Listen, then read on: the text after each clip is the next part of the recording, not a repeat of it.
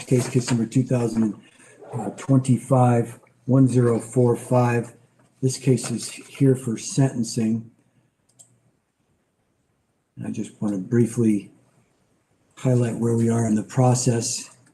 Back on July 3rd, there was a trial that was conducted by me. At that time, defendant was found guilty on 2 charges, trash accumulation prohibited and storage of or disposal and screening of trash. We scheduled this over for sentencing for today's date. There has been a series of emails that have been submitted to the court in the last 48 hours or so regarding the case. But I will note that it's been on the docket since July 3rd. All parties were aware that the sentencing would go forward today. Earlier today, I ruled on a request by the defendant to either shorten the time for subpoena waivers to be issued or subpoenas to be issued to individuals or continue the hearing. And I denied that request. It was filed fairly late, understanding that there was perhaps an issue that the defendant was concerned about as to an exhibit that was tendered to the defendant that the prosecution intended to admit, having to do with perhaps testimony from someone or a written statement of someone. And if I'm reading correctly, the motion to continue or the emailed motion to continue, it was based upon wanting to secure actual testimony from that individual so that there could be cross-examination. I see old Stinky backyard Margaret in her sensible shoes there. In connection with any statements that are made. And so in my order denying the request to continue the hearing or to shorten the period for subpoena waivers, I just don't have the legal authority to shorten the period for someone to respond to a subpoena that is issued.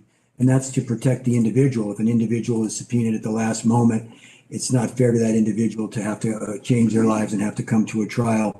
And so it wouldn't be appropriate for a judge to simply shorten that period, especially to make it shorter than a day or than it would ordinarily be. So I was not comfortable doing that, but also recognizing that because of the fact that there may have been a written statement submitted by the prosecution to the court at a fairly late juncture, neither party was given a deadline by which to submit documents, so nobody's done anything incorrect or violated any court rule.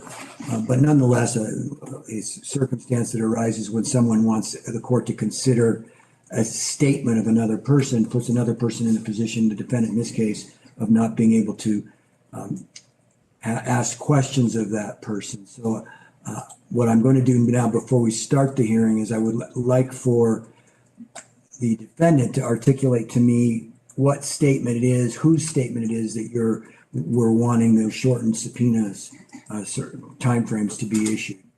Your Honor, thank you. Can you hear me? I can. Okay. There's 2 issues here. The first one is that the prosecution refused to let me know who the alleged people who were making complaints about my property were. And there was no one cares, and they don't need to. There's only one issue here. Your place is a mess. That's it. Wasn't enough time between my learning that there are all these complaints and the time of the trial for me to actually get subpoenas. Earlier, I had been told about the vague complaints that I could go that the prosecutor would not give them to me, but that I could go get them from the police department's records. However, the police department's records require 2 to 3 months to get to me, to actually get the information. And there wasn't 2 to 3 months before my trial, so that I could not I didn't know who they were, and I couldn't issue subpoenas. I only learned of the existence of these 11 people who sent written testimony on Monday afternoon, 2.5 days before this trial. And obviously there is not enough time for me to even think about getting the subpoenas out. And so I have been denied the opportunity to respond to what I will hold in my statement are grossly exaggerated accounts of what has happened, what the condition of my yard has been for years and years, exaggerated amounts of time, as well as considerable inaccuracy or at least disagreement with what actually has happened in a number of incidences occurring on and or near my property. I think these are of material concern because they create an extraordinarily damning litany of problems with my property, which I think are. Yeah, words are hard. You should really kind of put them in order before you show up to court. And all out of proportion. I admit there's a problem. I always have, but not this degree of a problem.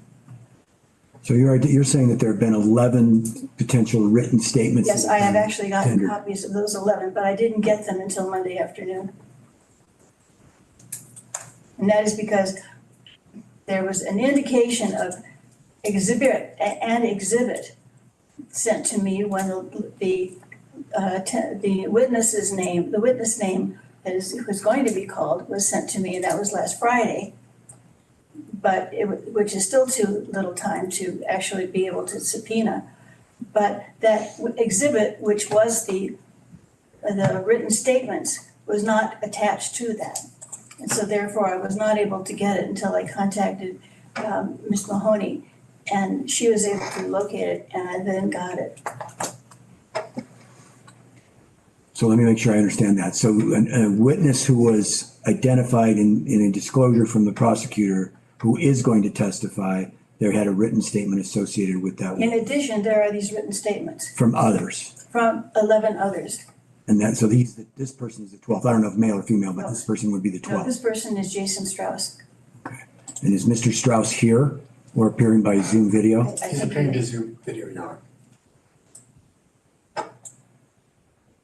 And so let me, and Mr.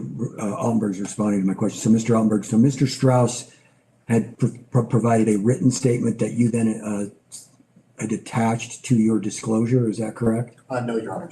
Okay, why don't you share with me what occurred with Mr. Strauss? Your Honor, Mr. Strauss is testifying today to his own statement and questions about his own experiences. I believe Ms. LeCompte may be referring to the fact that Mr. Strauss's significant other, Ms. Dialovi, has submitted a statement that is part of the group. that's good. So a separate individual, significant other. And so you identified Mr. Strauss on a Friday disclosure that he was going to be a witness at the sentencing hearing. Your Honor, during the Friday disclosure form, we disclosed the two witnesses that we intended to call, the exhibits that we intended to provide, including which one of them was listed, the Exhibit 11, that being the impact statements.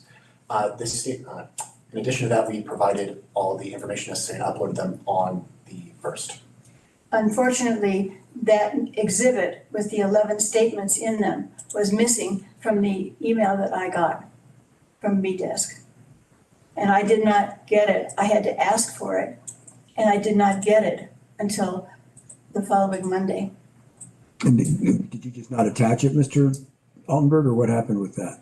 Your Honor, it's my understanding that all of the exhibits that we've provided were uploaded on the first. And in fact, if you look at the full court. No, uploaded. I'm not talking about uploading. I'm talking about sending to the defendant. I contacted our paralegal as a response to this allegation, and she provided me with the information that she did send all these out on the first. It was our understanding that all of these were provided on the first, including the Exhibit 11 in question. It wasn't brought to our attention that the Exhibit 11 was not possibly attached until we were provided this information by Ms. Mahoney earlier this week. And is that accurate in your own investigation, that in fact it wasn't attached to the disclosure that you sent out? I have not seen any evidence of the lack thereof in my investigation. And so that's from, you all are sending that from your own email, correct? From either yours or Ms. Keller's email? Ms. Keller, the way, to my understanding, Ms. Nicole Keller sends out this information. She does it through full court. She uploads it and then sends it through the full court entity. I am sorry, it was not there. If it had been, I definitely would not have contacted Ms. Mahoney to ask for it. In addition to such, Your Honor, if I may respond to some of the Now, let's pause for a moment so that I can, what I'm doing is looking to see if I can see the emails that were originally sent from the prosecutor's office. And Sabrina, a quick question for you. Would those show up? Because I'm not seeing anything other than it was sent on July 3rd that's come from this full court's email. So if you, I pulled up emails on your other screen to show, I think, what they're talking about. This one that I'm highlighting right now is the one that was sent by Ms. Keller. And then you would see which documents may be attached there. And then this is the one that I sent on the 4th Okay. with Exhibit 11. All right. Thank you. That's the one who's responsible for this whole Okay. thing. I've done some. Also, big thank you to Brecken who put this together for me because I was doing the other stream. Thank you both. Research here into our system to determine what has occurred.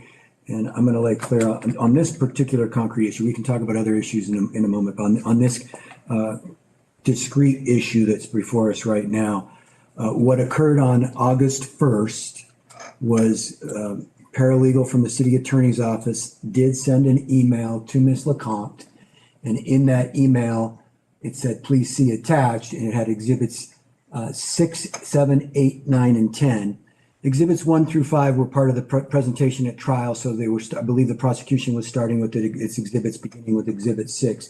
And then it referenced exhibit 11 in a pretrial disclosure, but exhibit 11 was not contained as an attachment in that email. It shows exhibits 6 through 10 and the city's pretrial disclosures.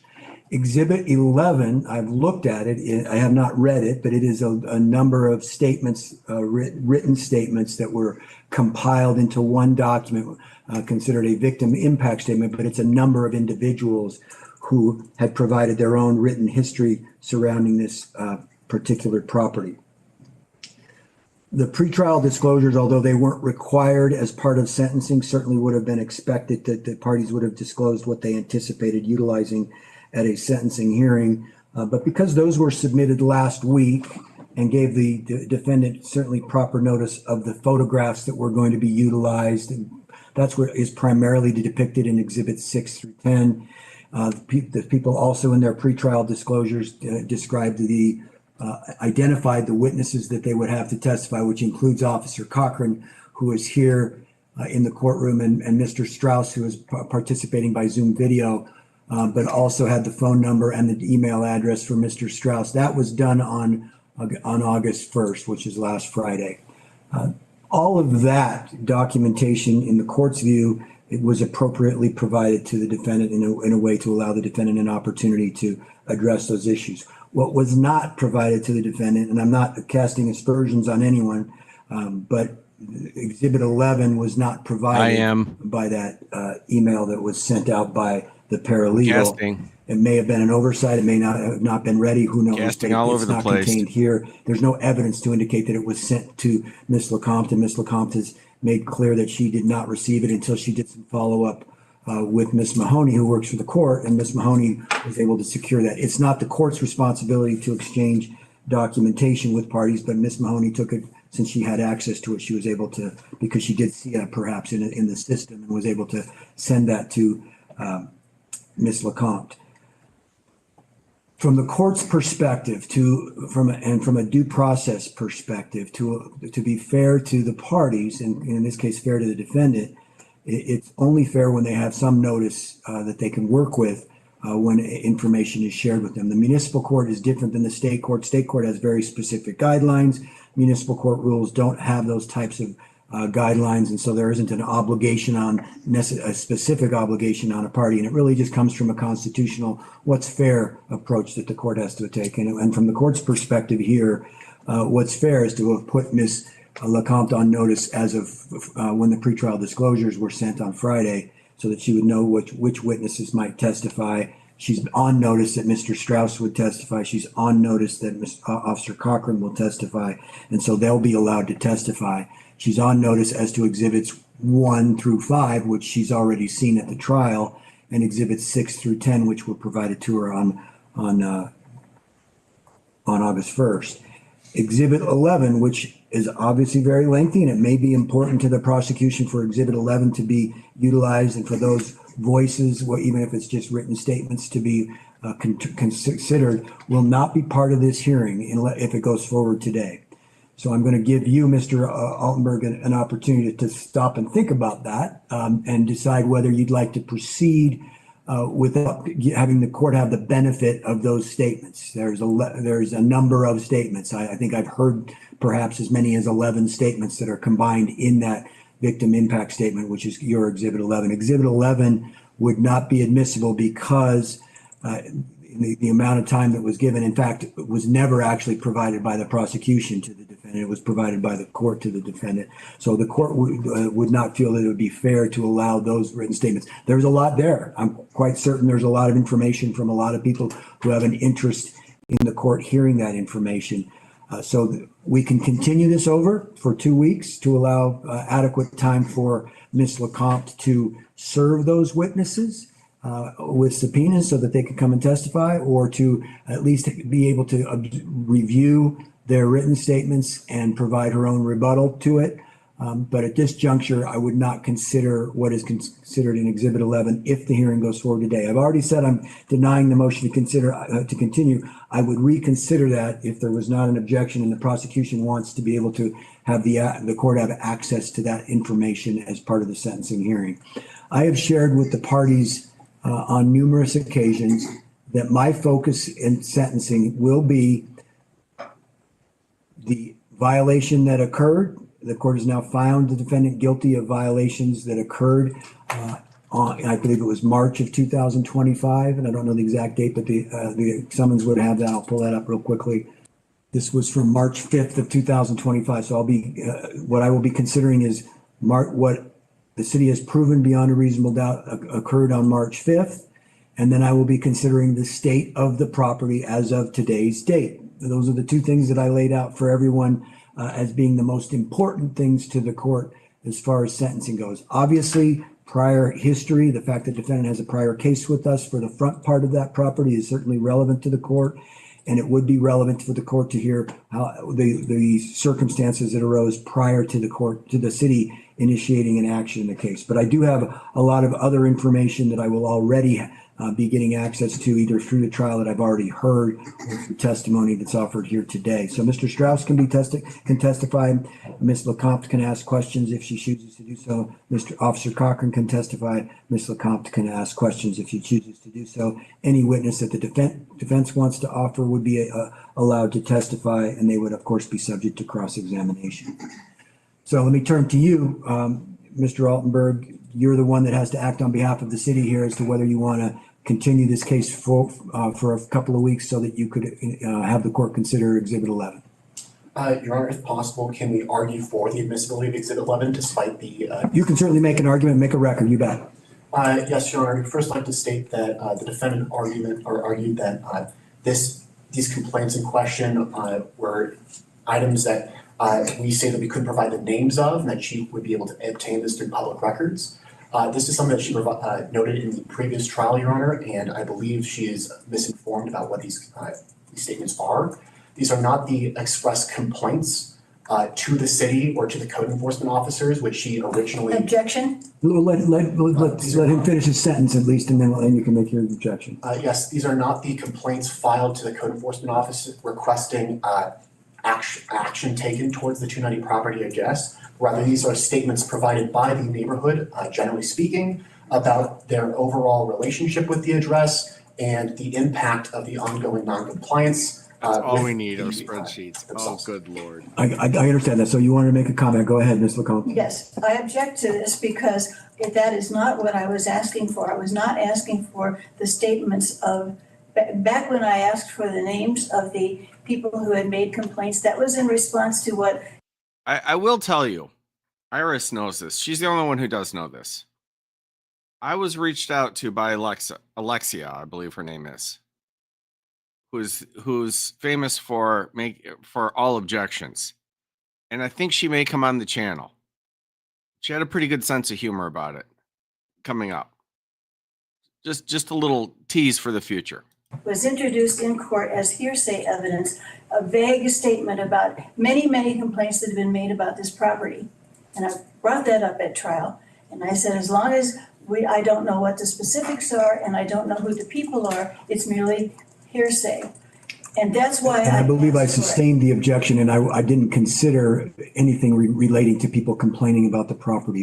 The evidence that the court considered in determining whether you were guilty or not was evidence that was submitted at the trial by witnesses that actually testified or through exhibits that were introduced at trial. Yes, Your Honor, but I wanted the names of the people who, or at least the I'm not drinking, but I'm seriously considering having one at this point.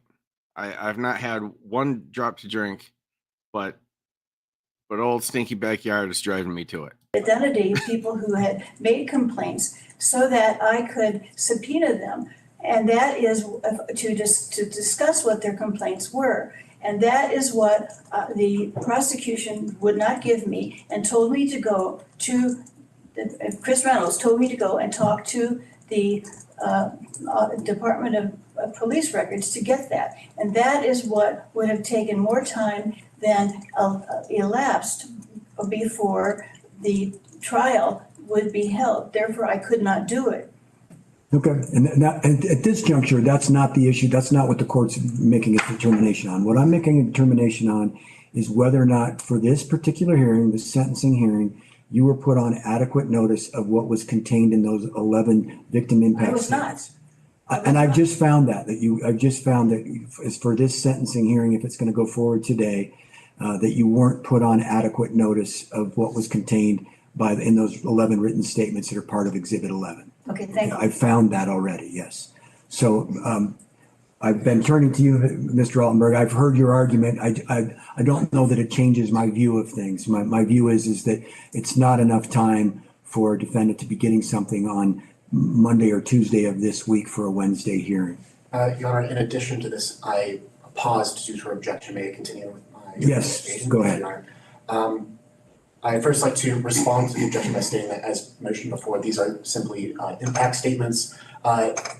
Those who provided them may not have, or at least I'm unaware, if they've ever filed official complaints with the city. These are just personal knowledge statements about their relationship with the property.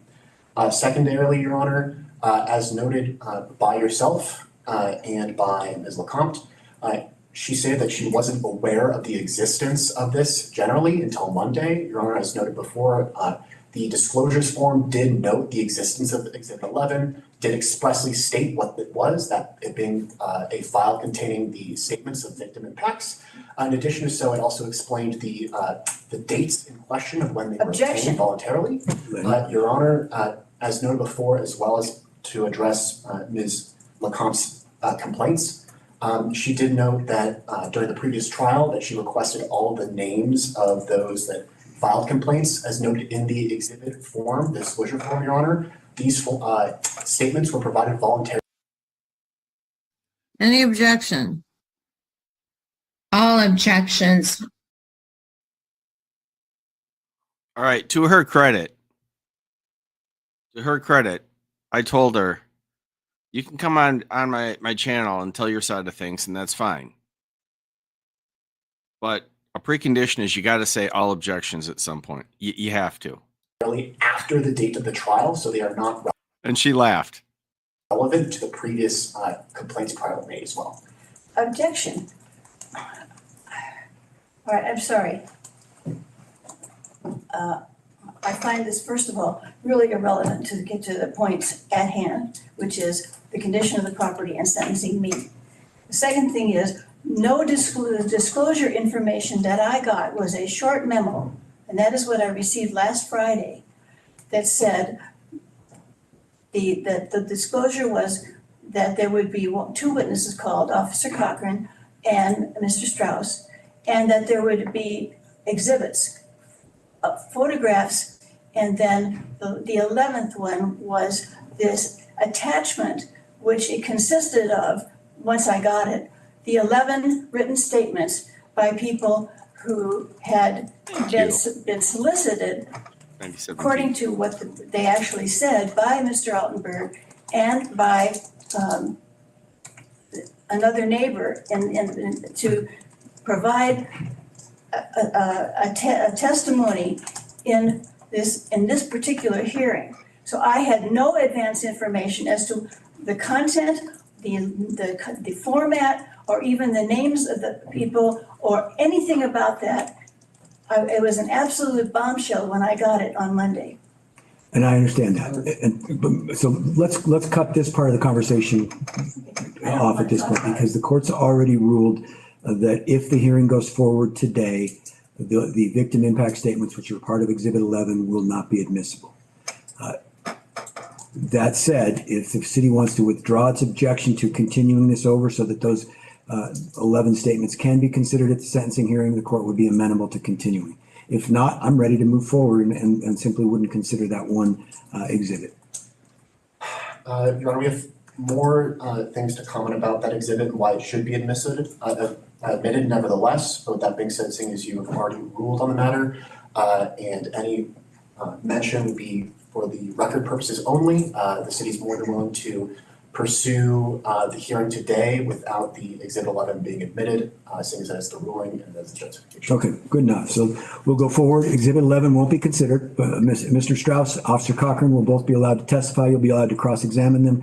Other exhibits will be tendered and admitted as appropriate, but the one that I said was just basically from a discovery perspective, hadn't been disclosed in a timely manner in the court's view from a fairness perspective. And again, I'm not criticizing the prosecution's office. I'm just saying that from a readiness perspective for a defendant to have something not provided at least 4 or 5 days in advance is problematic. So in this particular circumstance, that won't be allowed, but we will go forward with the hearing. So let's turn to that now. Your Honor, because I had not seen even any kind of hearing like this before, would you be so kind as to sort of give me an idea of the order of business? Yes, that was going to be my next step. So I'm happy to share with you how this process works. So the defendant's been found guilty of the charge. The court in sentencing can consider everything that it's already heard at trial.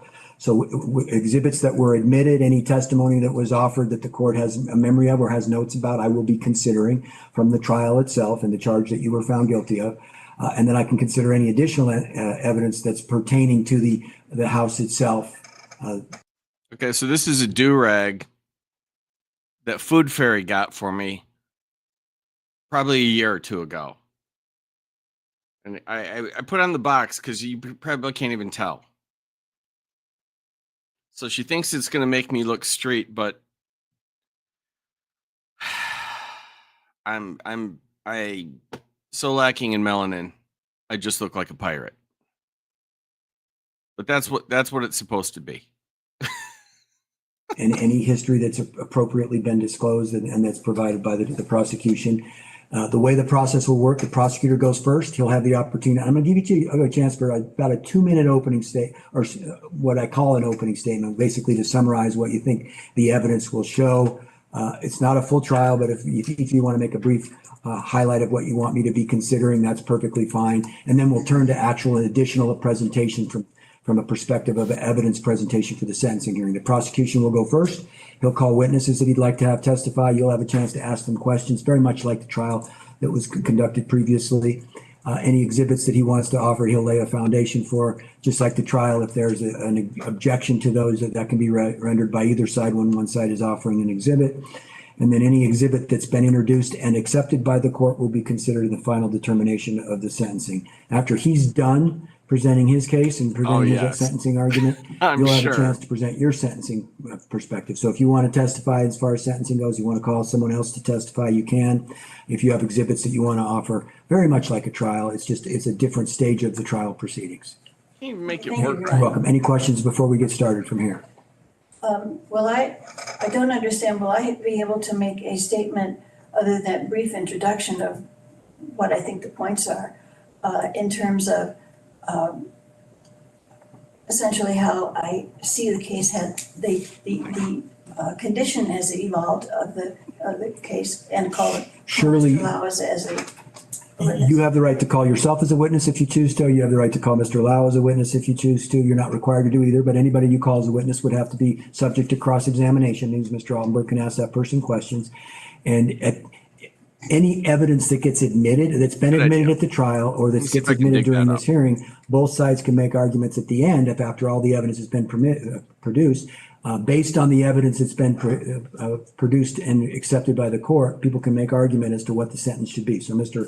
Altenberg can argue, I think the sentence should be X, Y, and Z. You can argue it should be whatever you think it should be. And you can point to the facts and that's been already introduced at trial or that gets introduced during this hearing. Okay, thank you. All right, anything else from either side before we get started? Your Honor, for the purposes of producing evidence in court, I know that the rules of evidence do not apply generally, for the most part, in a sentencing hearing, based off the Carter Rules of Evidence. When it comes to finding the admissibility of photo evidence, what kind of foundation do you believe is pertinent, necessary to admit it into evidence? And furthermore, when having witnesses testify, what background information do you believe is pertinent for the purposes of getting them sworn? I recognize that a sentencing hearing is different than a trial, but in my perspective, it's just frankly more efficient for the parties That's one good looking high school. That's all I'm saying. to just lay a quick foundation and move from there. And so I wouldn't change that standard. And I think it's easier for you to say, to ask those basic foundational questions. Who took the picture? When was it taken? What does it represent? Okay, anything else? Yeah. All right, let's go ahead and get started. First witness for you, Mr. Altenberg. First, Your Honor, you did mention we had the opportunity to give the 2-minute opening statement. Yes, if you'd like to give it, yeah, I forgot about that. Go ahead. Yes, Your Honor, the people would like to state that the evidence today shows that Ms. LeCompte wasn't in compliance, as noted already, on July 3rd, and as of July 31st, and as of August 4th, we have evidence showing that she is still not in compliance, that there are items still throughout the property, and in addition to that, Your Honor, new items have also been added to the property. You'll hear testimony today from Officer Cochran, who was able to provide these photos to us. In addition to that, you'll hear testimony from Officer Cochran, who will testify We have to pictures. his conversations with the nearby facilities manager of the United Methodist Church, who expressed their opinions and frustrations with the storage of items from 290 Pawnee on the church parking lot as well, in addition to moving items around altogether. In addition to this, Your Honor, you're going to hear a testimony today from Mr. Strauss, who will testify to not only his personal frustrations, but also the frustrations that he knows personally about from other neighbors generally, the annoyances that they've had to deal with this property, and the ongoing non-compliance's effects on himself and his family.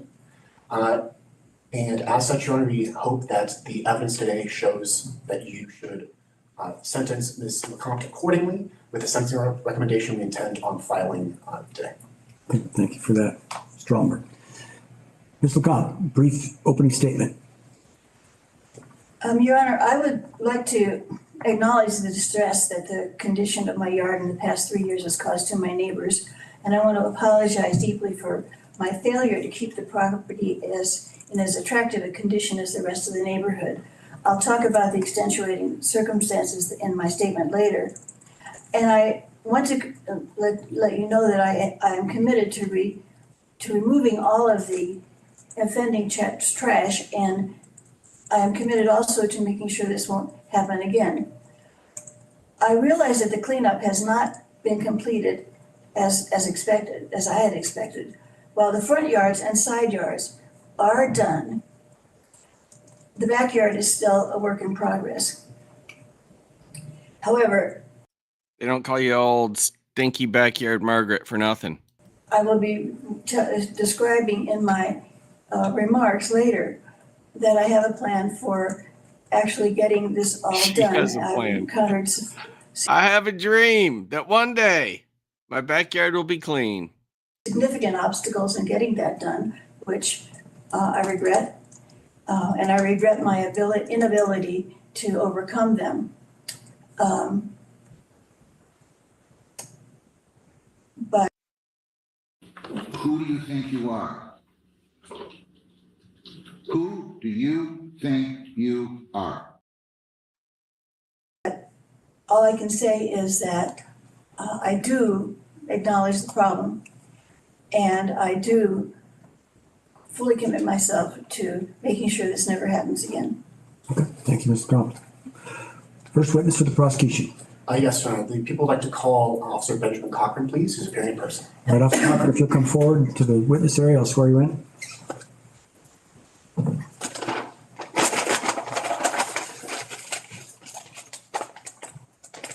If you'll raise your right hand.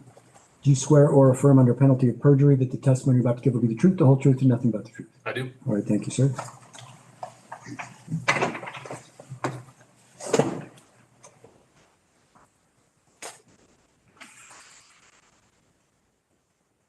Whenever you're ready, Mr. Altenberg. Hello, Officer Cochran. Can you please state your name and spell your last name for the record, please? My name is Benjamin Cochran, Cochran. And what is your occupation, Officer Cochran? I'm a code enforcement officer for the Boulder Police Department in the city of Boulder. Can you briefly describe your jobs and duties and responsibilities as a code enforcement officer for the city of Boulder?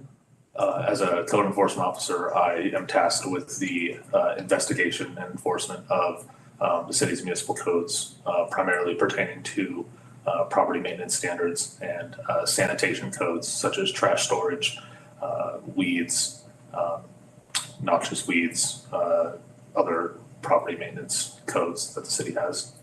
And how long have you been a code enforcement officer for the city of Boulder? I've been a code enforcement officer since July of 2019.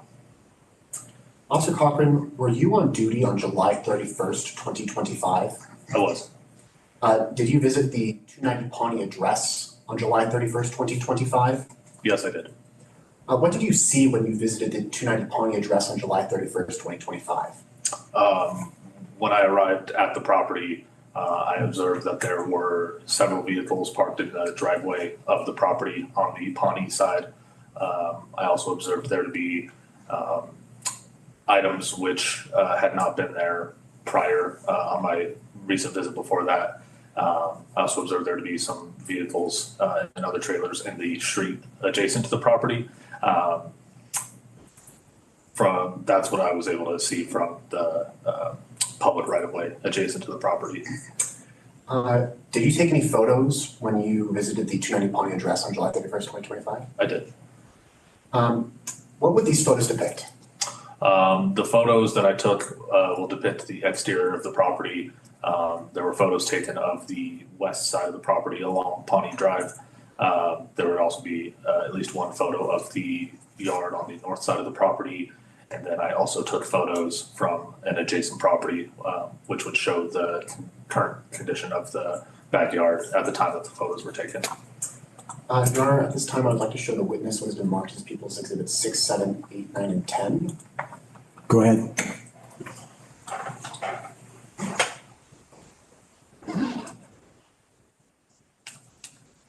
If possible, we'd like to go one by one, so 6, 7. That's fine. That makes perfect sense.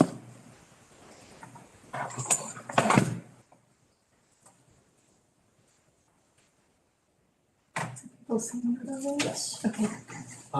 Officer Cochran, what is depicted in Exhibit 6? This photo depicts the driveway Oh, yeah. That looks great. area of the property along on the drive side.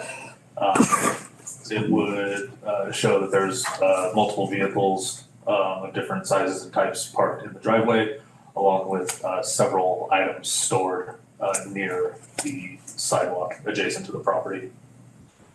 Thank you. Is there anything to note in terms of signage that shows the intention of the 290 Pawnee residents? On the items stored near the sidewalk under what appears to be a blue tarp, there is what appears to be a handwritten sign on a piece of cardboard that says "free" on it. Thank you.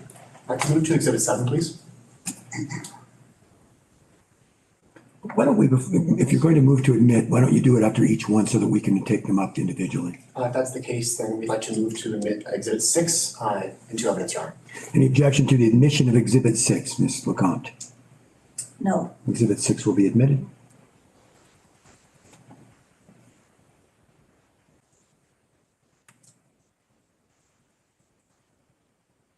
What is depicted in Exhibit 7? This is a photo of a similar area. It is still the driveway of the property taken from approximately 10 to 15 feet north of where Exhibit 6 was taken. It shows that there are several pieces of loose property stored not only on the driveway of the property, but also in the bed of a truck that is parked on the driveway of the property. Thank you. Your Honor, I'd like to move to admit exhibit number 7 into evidence, please. Mr. Compton, any objection to exhibit 7? No, Exhibit 7 will be admitted. Move to exhibit 8, please.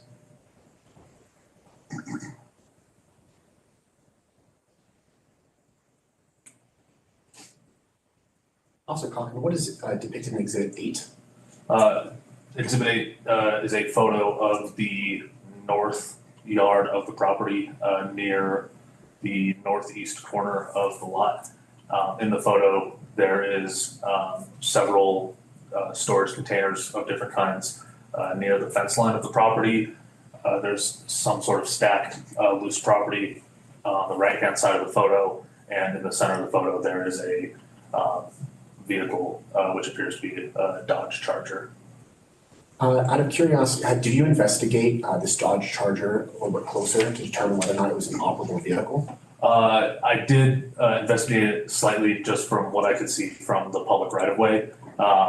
In investigating it, I was able to observe that the front end of the vehicle was covered with a blue tarp, and the portion of the vehicle that I could see from underneath the tarp, it appeared that the front of the vehicle had suffered significant damage to the front end. Thank you. Can we move to, the people would now like to move to admit exhibit number 8 into evidence, please? Mr. Compton, any objection to exhibit 8? only to the extent that I will be showing pictures that show that this is completely remediated. Okay, exhibit 8 will be admitted, and I'll consider other photographs of the area at a later time.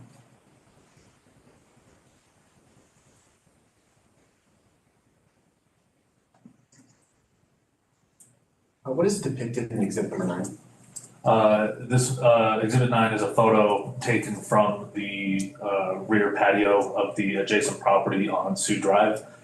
It is taken facing west towards the property at 290 Pawnee. In it, you can see that there is loose property and accumulated items just on the other side of the fence line, which are visible from the adjacent property. I'd like to move to exhibit number 9 in evidence, please. Any objection to exhibit 9? No, not at all. Exhibit 9 will be admitted. Yes, thank you. I'd like to move to exhibit 10, please.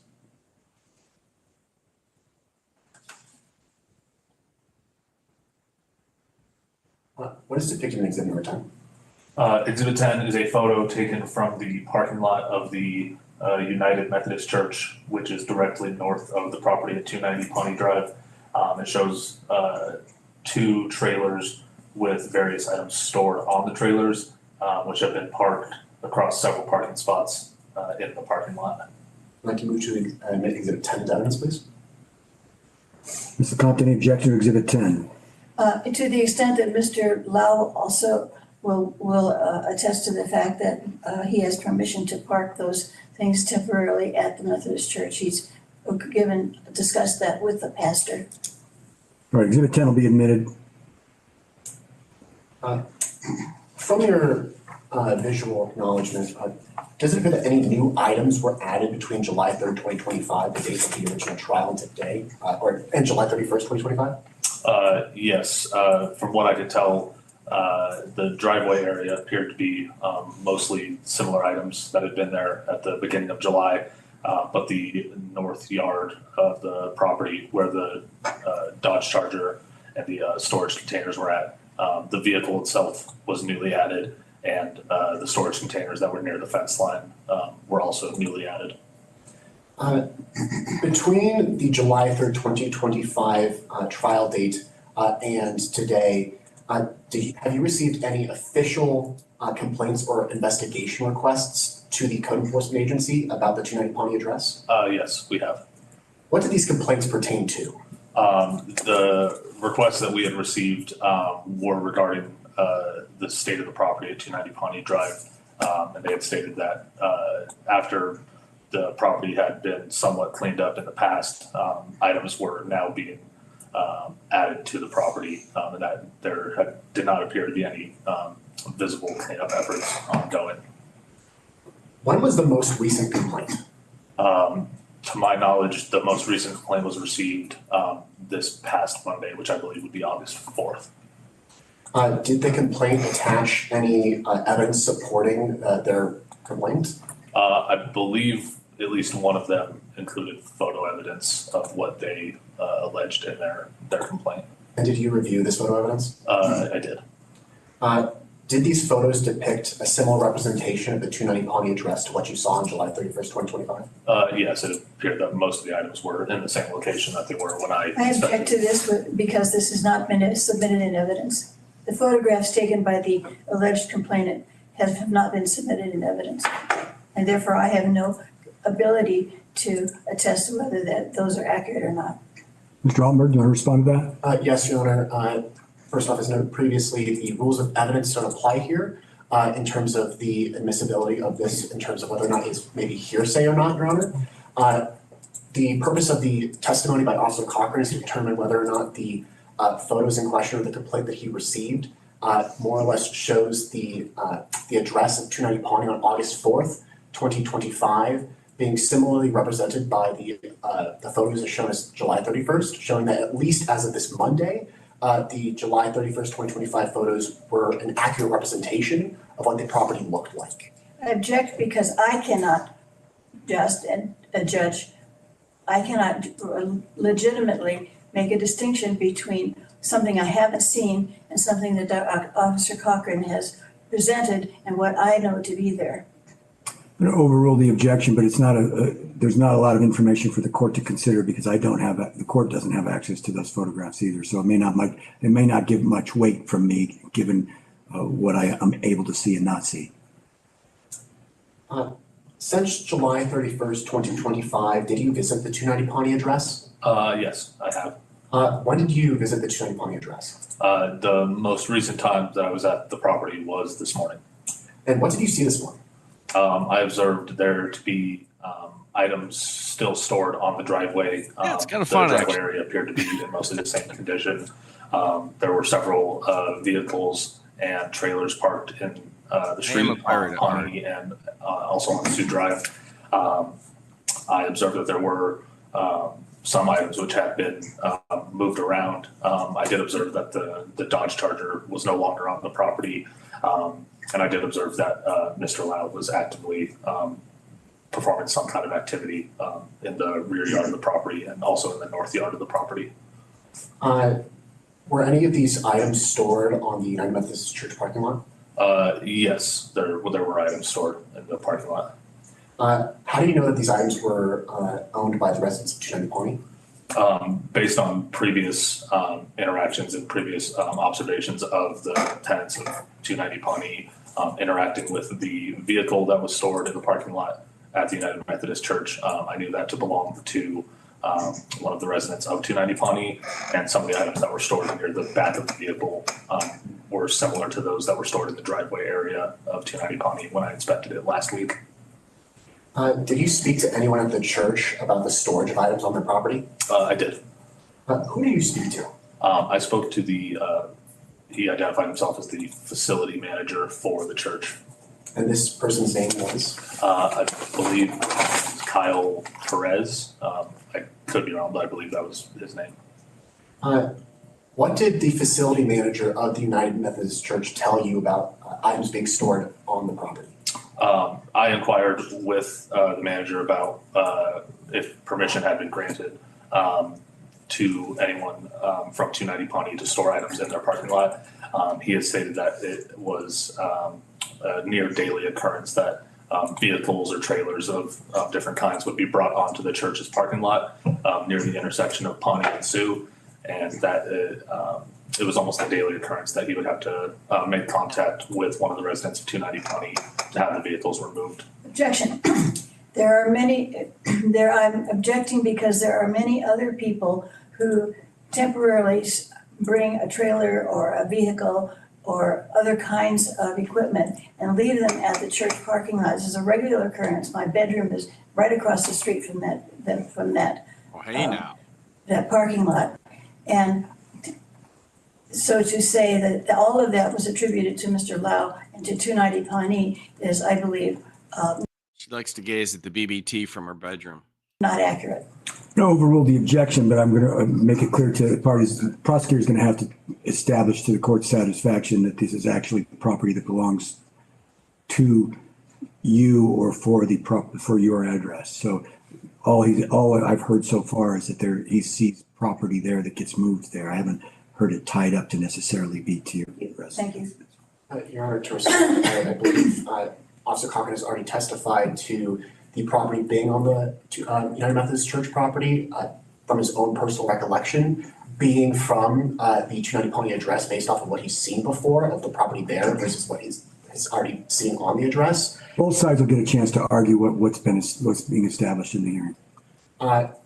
Just to confirm the question, Officer Cochran.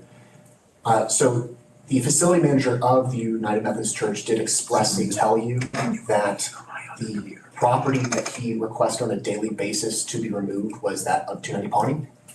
Yes, he'd stated that he had spoken with a resident of 290 Pawnee about specific vehicles and trailers, that the items were removed by that resident after he had been asked, or after the request had been made. And how often are these requests made by the facility manager? He said that they were on a very frequent basis. At one point, I believe he said that they were happening almost daily. And what is his stance about items being stored on the property? From our conversation, his opinion of it was that they would like it so that there would be, or at least he personally, so that the vehicles and trailers were not being stored on the parking lot of the United Methodist Church. Do you believe that these items, when they're moved off the property of 290 Pawnee and onto the United Methodist Church property, are being removed permanently from the 290 Pawnee address? Personally, no, I don't believe that. That's a personal opinion. As permitted. You made a comment, Mr. Almer. Do you think it's permitted? Do you want to make a legal argument on that basis? Yes, Your Honor. Officer Cochran is basing his opinion based off of his personal knowledge of the situation. As someone who I will, if I may, actually, Your Honor, may I ask one further question before stating this? Yes. Officer Cochran, in your career, how many times would you have estimated that you visited the 290 Pawnee address in your professional capacity? Myself, I would say that I've been there, whether posting a notice or taking photos of some kind or another. I would say that I've visited the property at least 15 to 20 times, somewhere in that range at minimum. Your Honor, we believe that based off of Officer Cochran's testimony of being at the property upwards of 20 times in his professional capacity, that he has enough personal knowledge about the items that he's seen around the property, especially if he has been taking photos or posting notices about these items in question, to testify to whether or not items have been moved from a storage compartment on the United Methodist Church property / trailers on the streets back onto the property or vice versa. So I'm going to I'll consider the testimony he's given, the factual testimony he's given. The property has moved back and forth between that, and he recognizes that some of that property that was on the 290 Pawnee address went on the church parking lot and then was removed from the church parking lot and then back onto the church parking lot. That factual testimony the court can consider. I'm not going to consider his opinion as to whether he believes it's permanent at this point. Officer Cochran, how many other code enforcement officers do you know have visited the 290 Pawnee address in their professional capacity? I myself have visited with several other officers, mostly in the capacity of training while I've been the training officer for the code enforcement unit. But prior to myself being employed with the city, I know that there had been at minimum 3 other officers who had either investigated the property or taken some level of enforcement action there in the past. Why do you use other code enforcement officers to the 290 Pawnee address to train them? We believe, or at least I believe, that it's a property where there's been continued efforts for compliance within city code, and it's a property that has required a level beyond what is normally required to gain compliance. Typically, it's something that we can resolve relatively quickly But this is 290 Pawnee is a property that we've had to visit for several years in a row to try to have the violations at the property complied. And have you seen compliance from the visits? From previous cases, there have been moments or some short periods of time where the property does appear to be in compliance in some capacity or another. But based on recent inspections at the property, it appears that items will return to the property and violations continue to reoccur there. Thank you, Officer Cochran. No further questions. All right, Mr. Croft, any questions for Officer Cochran? I think I've covered most of my questions with respect to the objections that I have made, Your Honor. Okay. Officer, you can step down. Thank you. Next witness for the people. Yes, Your Honor. The next witness we'd like to call is Mr. Jason Strauss, who's appearing via Zoom. I just informed him that he should be available to be spoken to. All right, Mr. Strauss, if you'll unmute your microphone and enable your video, and then I'll swear you in. And good. Ma'am, are you a whore? Good afternoon. If you'll raise your right hand for me, Mr. Strauss. You swear or affirm under penalty of perjury that the testimony you're about to give will be the truth, the whole truth, and nothing but the truth. I do. All right, thank you, sir. Go ahead, Mr. Altenberg. Hello, Mr. Strauss. Can you please state your name and spell your last name for the record, please? Jason Strauss, Strauss. What is your address, Mr. Strauss? 4630 Sioux Drive, Boulder. And what is the address that abuts the side of your property? 290 Pawnee. Mr. Strauss, how long have you lived at this address in Sioux Drive? I just passed our 2-year anniversary of buying the house. And throughout this past year, have you seen loose property being moved to and from the 290 Pawnee address? Yes, constantly. Do you believe that the residents of 290 Pawnee had the ability to move large items to and from their property throughout this entire period? Yes. And throughout this entire period, you've I'll get seen to it. this movement occur? Yes. I think I mentioned my After earlier the game, testimony, I'll a see if I can get forklift on the property, moving large industrial items off the property onto trailers around the property. Have you had any interactions with the residents of 290 Pawnee between the date of July 3rd, 2025 and today? Yes, I have. And how would you describe these interactions? Mr. Lau came over recently again to apologize for the state of the yard. He expressed his complaint that, it seems he was accepting responsibility for a lot of the loose property, but he is not the defendant in this case. Again, he apologized and requested our assistance, essentially asked us not to come here today.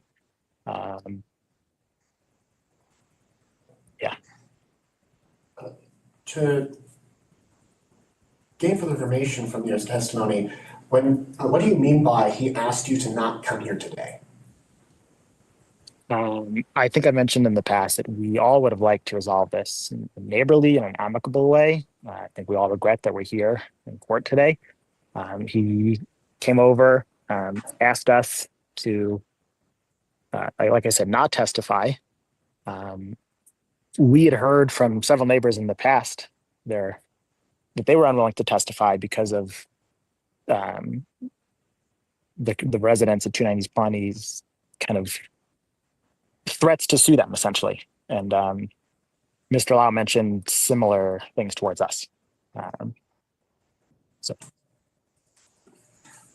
You also mentioned that other neighbors are afraid to testify. To your knowledge, what is the opinion of the 290 Pawnee address by the neighborhood, or at least by the neighborhood that the neighbors that you speak to? Yeah, I think I understood that the testimony of 11 neighbors isn't admissible, but I think the fact that there are 11 neighbors who are willing to put their names out there, and I personally know of more who are not willing to put their names out there, shows that the residents don't even fully understand the scope of the trouble this is causing us and the neighborhood. So did I answer the question? My mind is. I appreciate that answer, thank you.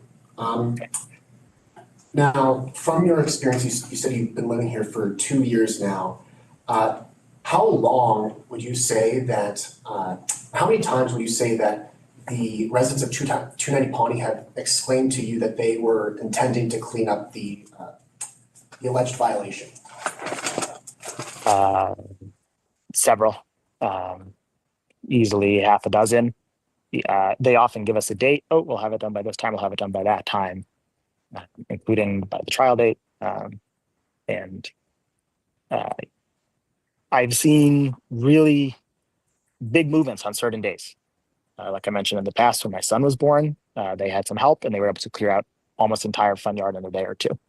But again, not only was there very little movement, or there's been some progress since the trial, but this car has come and gone. And the fact that it's gone today, doesn't excuse the fact that there's a trailer of a broken down car being moved. And by the way, it's on the property. It's not on the driveway, so it's going up and down the sidewalk where my son bikes. So yes, we've heard several attempts to clean up, which we appreciate. But I don't think they're aware of the scope of their own problem. And as a result of this, what would you like to see happen as a result of this hearing when addressing the 290 Pawnee address? I think it's fairly simple to have it cleaned and to not have junk appear again. I'd further add, and I don't know what's possible here, but again, the movement, like the fact that this broken down car isn't here today, but it was moved on and off. It's been moved around, and there's a constant movement. So, simply looking, and I know, having spoken to several neighbors also, it's very simple to have the junk removed, not to have it accumulate again, and not to continue to have this shuffle. I see the church window outside my parking lot. I can also attest to the trailers being prop full of property from 290 Pawnee, constantly being moved back and forth. But yeah, simply put, to have it cleaned up. And is there anything else you'd like us to know that relates to the 290 Pawnee address and or the defendant, Ms. LeCompte, pertaining to the violations? I don't think so. No more further questions, Your Honor. Okay. Ms. LeCompte, any questions for Mr. Strauss? Mr. Strauss, I'm sorry you're here. I'm very sorry that I'm here as well. But I need to ask you a few questions. You just testified that your little boy has trouble riding his bicycle on the sidewalk near my house. Oh. And can you please describe what sorts of obstacles that you say are in his way, or what kinds of dangers? Yeah, there's a BBT, there's a freezer, there's a pile of other cars that don't run. What is she looking for here? He encounters? Yeah, I won't. There's not anything over onto the sidewalk, but there is quite a constant movement of things. We're surrounded on the street by a trailer, which is not, several trailers as of a few hours ago with loose items. When I say loose, I mean on a trailer, not tied down. So, yes, there's nothing obstructing, but as my 2.5-year-old bikes by, I am fairly vigilant as to what's happening. So. Okay, but there's nothing really that is impeding his way or falling upon him or anything like that, or sticking out to bother him? That's correct, yes. And if there were, I would be very sorry. So thank you. No, yes. He enjoys your sunflowers very much. Thank you. They have been a bone of contention, as you well know. People don't like them, but you're welcome to come and get some. Thank you. No more questions. You self-absorbed bee. Clearly, it's a mess. He's got a child who can't enjoy the neighborhood the right way, and you get into this ticky-tack BS line of questioning. I don't like her. Okay. Any redirect? Mr. Almond. Yes, one quick question, Mr. Strauss. You said that nothing is actively bothering or impeding your son's ability to ride his bike, correct? Correct. There's nothing on the sidewalk. But from your personal perspective, it appears that the property storage on or around 290 Pawnee poses a threat for it possibly happening? I believe so. I mean, the scope and the breadth of what's on the property is, I mean, loose junk essentially. So I believe so, but again, there's nothing specifically on the sidewalk, but there is a lot of loose property nearby. No more further questions. Okay. Mr. Strauss, you are free to. That guy was still trying to be really nice to her. I mean, he's registering his complaints, but in a very genteel, proper way. And is still trying to be cordial and have it work out. But she was still nasty. Mute your microphone and your video. Do we anticipate calling Mr. Strauss, either party recalling him, or can we relieve him from this meeting? No, Your Honor. No. All right, Mr. Strauss, you're free to leave the meeting, and you're welcome to watch if you choose to, but you're not required to stay. Thank you. All right, thank you. Any other witnesses or evidence for the people? No, Your Honor. All right, the people have rested their case. Ms. LeCompte, it's now your opportunity to put on evidence if you choose to do so. You have the option of testifying. You're not required to do so. You have a constitutional right to remain silent. If you choose to exercise that, you can. You can also call witnesses to testify besides yourself. How would you like to proceed? I'd like to proceed as a witness so that I can be sworn in this court of law. Okay. Because my own integrity has been impugned in this. Okay. So I'd like to proceed under oath. Okay, that's fine with the court. Let me make sure that you understand you can't be compelled or forced to testify. When you testify, you'll What integrity are you speaking of? be subject to cross-examination. That means Mr. Altenberg can ask you questions. Do you understand that? Yes. If you've been convicted of a felony, he could disclose that felony conviction to me. If I were to consider a felony conviction, I would only consider it as it bears upon your credibility as a witness. Do you understand that? Yes, I do. You're making that decision to testify voluntarily today? Yes. Is anybody forcing you to do that? No. I will find it's a free and voluntary decision to testify. If you'll come forward, I'll have you sit and you can bring whatever documentation you want so that you can keep track of what you'd like to say, and we'll just have you come up and I'll swear you in. And if you're ready, Ma'am, are you a whore? a penalty of perjury, that the testimony you're about to give will be the truth, the whole truth, and nothing but the truth. I do. Okay, thank you, Ms. LeCompte. Go ahead and have a seat. And then you can tell me what you'd like me to consider. If there are exhibits that you'd like to introduce, please identify them by the letter that you want me to consider, and we'll pull them up, and then you can tell me what they are, and we'll determine whether or not they're admissible.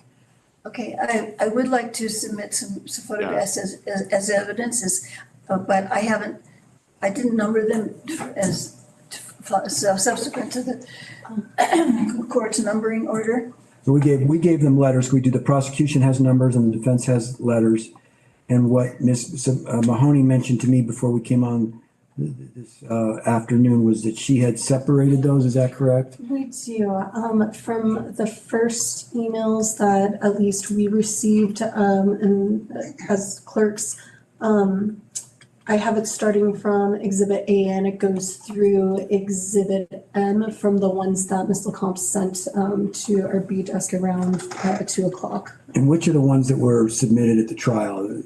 Or None of them, as far as I so know, we I have uploaded. A through M are most recent. That's correct, and I Okay. do have them specifically labeled as such as like for today's sentencing. Okay, so we'll just pull up Exhibit A, and if you'd like to take a look at that and determine if you want the court to consider it, that's how we could do it, is to show you what Exhibit A is. Okay, You Your Honor, sent there is you sent one document with a bunch of photographs, and we separated them out so that each photograph could be identified separately and admitted separately. There is additionally, Your Honor, a photograph of the backyard, from looking from the north, that I submitted previously in the previous trial. I don't know what number that is, and I'd like to have that brought up, if that's possible. So I'll ask Sabrina to look through those on her own while you're testifying, if she's able to do so. And then she can perhaps give us a hint as to which one she thinks it might be, would be of the backyard that was submitted by you during the trial, correct? Okay, and we could look at the ones that I submitted early this morning. Which one do you want to see first? I The guess, way it was previously? no, the way it is right now. Okay. So let's start with. No, I'm sorry. The ones that I submitted, the ones that I submitted early this morning are ones that have not been shown in trial before. That's right. And they are basically pictures of the front side and backyard that were taken in the last 3 years by me. Oh, sweet Jesus. What? Well, let's look at Exhibit A and I can see what. Okay, this picture is just a picture of the front yard taken in June 21st, 2021.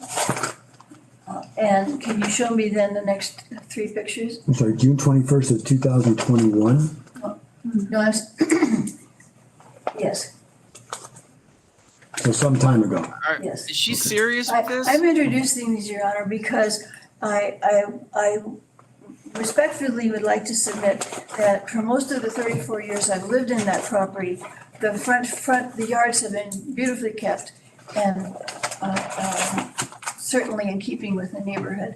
And so I have just a few pictures that kind of demonstrate both the longevity of the kemptness of the neighborhood, of the yard, Okay. okay? And Exhibit also A, that's Exhibit my A. wildflower garden. Okay, any objection to Exhibit A, Mr. Albert? Yes, Your Honor.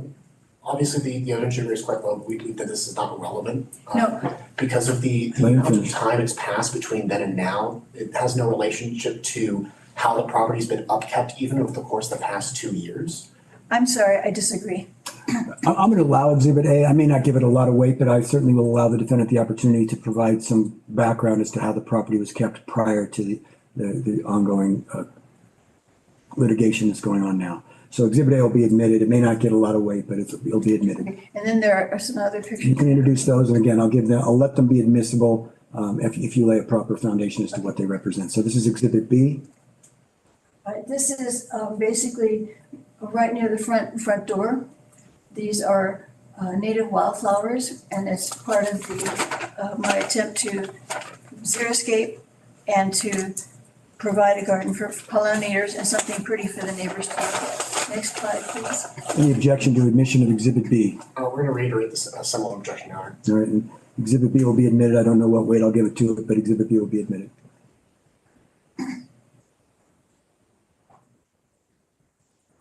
All right, this is a picture of the front yard and the front sidewalk, or flagstone sidewalk, shown for the same reason.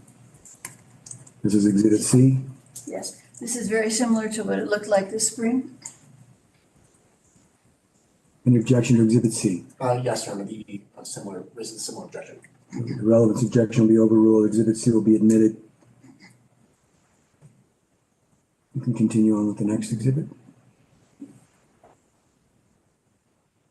This is Exhibit D. This actually was taken this year. And it again is a different view of the front yard and the front doorway. Approximately when was that taken, do you know? June 21st, I sent them out on the first day of spring. So June 21st. Okay. Any objection to Exhibit D? Any objection to Exhibit D? No, Your Honor. Exhibit D will be admitted.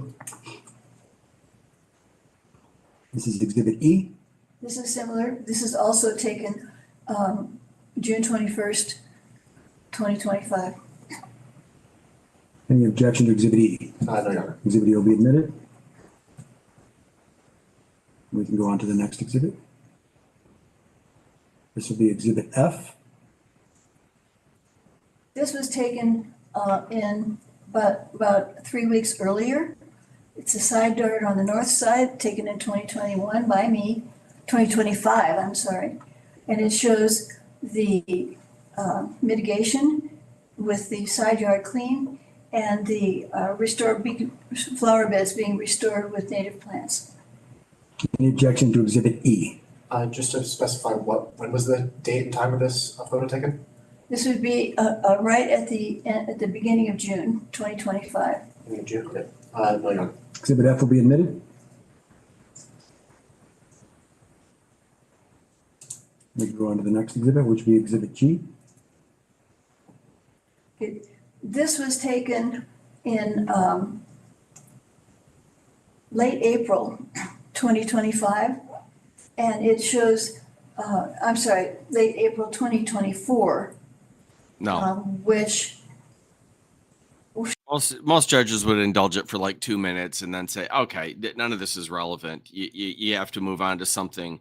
We have dates that are alleged you're in violation. These aren't those dates. You don't have a foundation.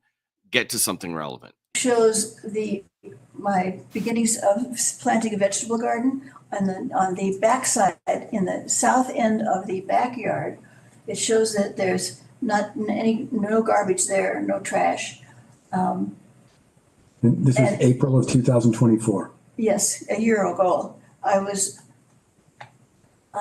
had someone to help me at that time because I had a serious shoulder injury and I couldn't do the work myself. And this is in the backyard. This is the backyard. Any objection to Exhibit G? It also shows the back of the garage. Yes, Your Honor, we're going to raise our relevancy objection also for the purposes of the evidentiary barriers. I assume unfairly prejudicial isn't applicable here. Not sure what weight I'd give to that objection. We would nevertheless raise the objection of being unfairly prejudicial, as Ms. LeCompte has claimed that this photo shows that there's no trash, which may be true based off the photo, but the emphasis of the word / the justification she's using here is to try to describe the area as a whole rather than what just is seen in the photo. Exhibit G will be admitted. It obviously only shows a very small portion of the backyard, but in the court's view, that both sides are going to make argument with respect to the longevity of the problems at 290 Pawnee. That allows Ms. LeCompte to show that at least at some point in time, there may not have been as significant problems at the property, or at least portions of the property. But Exhibit G will be admitted for the limited purpose of what it shows in particular in that area of the property. You can continue. Let's go to Exhibit H. Okay, can you scroll down just a little bit? This picture is the immediate back, it's in the backyard, it's right off the back patio, outside, just going outside the kitchen door.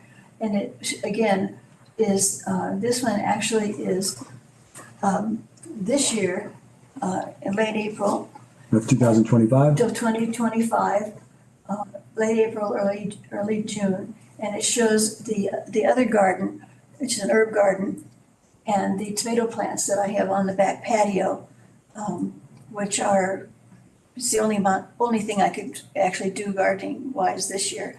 But again, this is to demonstrate that this has not been what has been characterized as a junkyard and a landfill. Any objection to Exhibit H?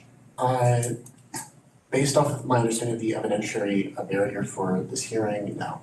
Okay, Exhibit H will be admitted. This is Exhibit I. I like that. That was very low key slam. That was, well, since you're not, following the rules of evidence like foundation or relevance, then I guess no. This exhibit was taken this morning, and it shows the easement on the south side of the street. It is parallel. It's the exact same elevation as Officer Cochran's photograph that he showed in of his exhibit. What is it? This is the condition of his exhibit 6 now. All of the items have been removed, and it shows the removal also of extra vegetation and weeds, and the improvement of that as of this morning.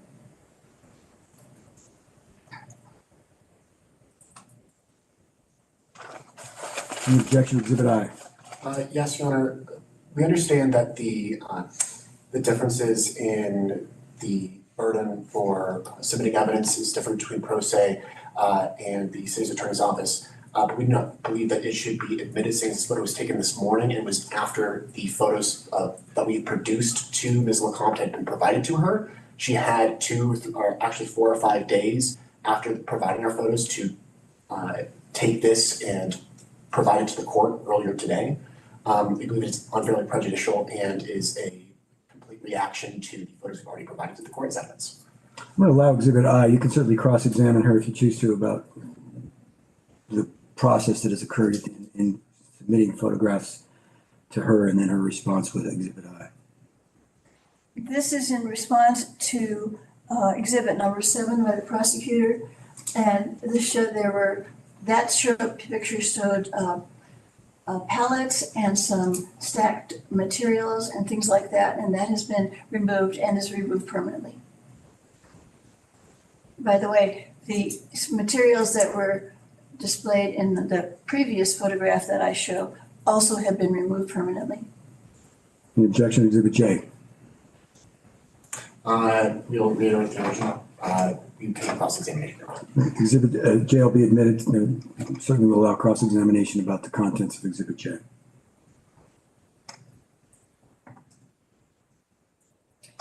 This is in response to the Exhibit 9. This is Exhibit K, just for the record. Okay, thank you. This is taken from the Strauss's backyard, and it is the same elevation that was taken by Officer Cochran on July 31st, I believe. And you will see that through the fence, you can see that a great deal of the materials have been removed.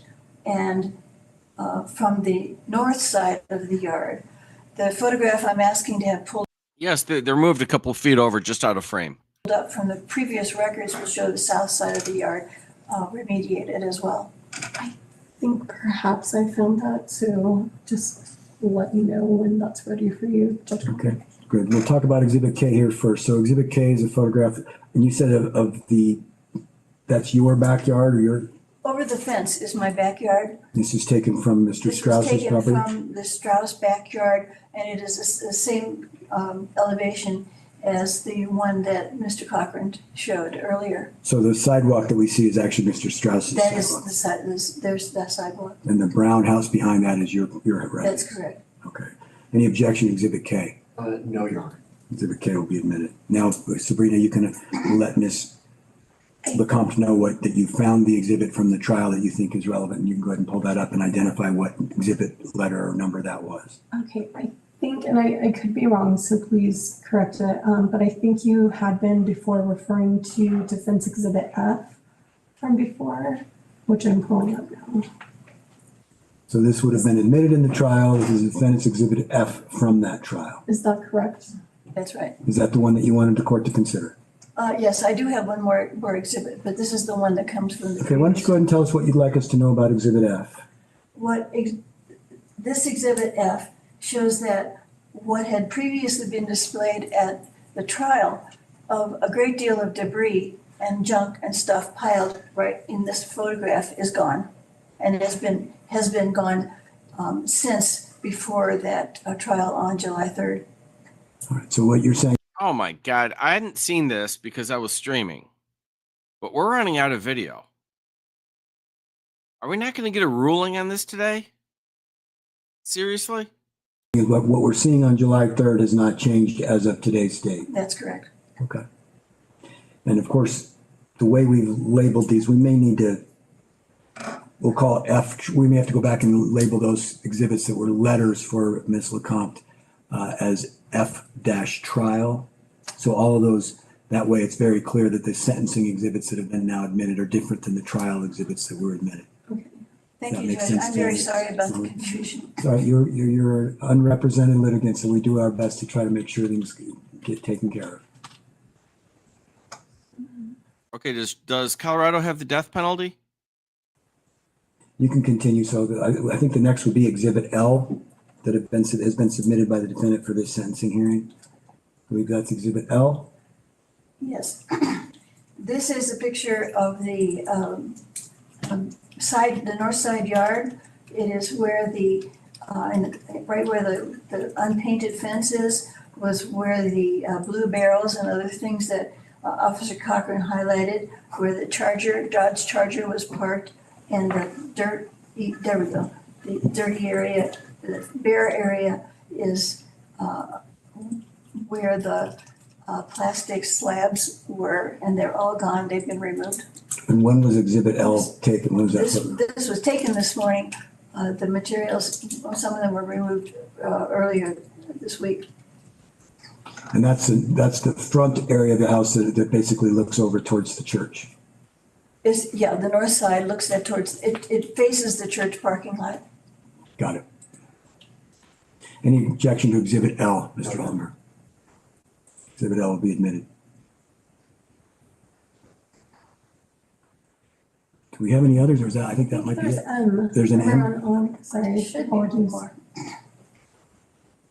Exhibit M.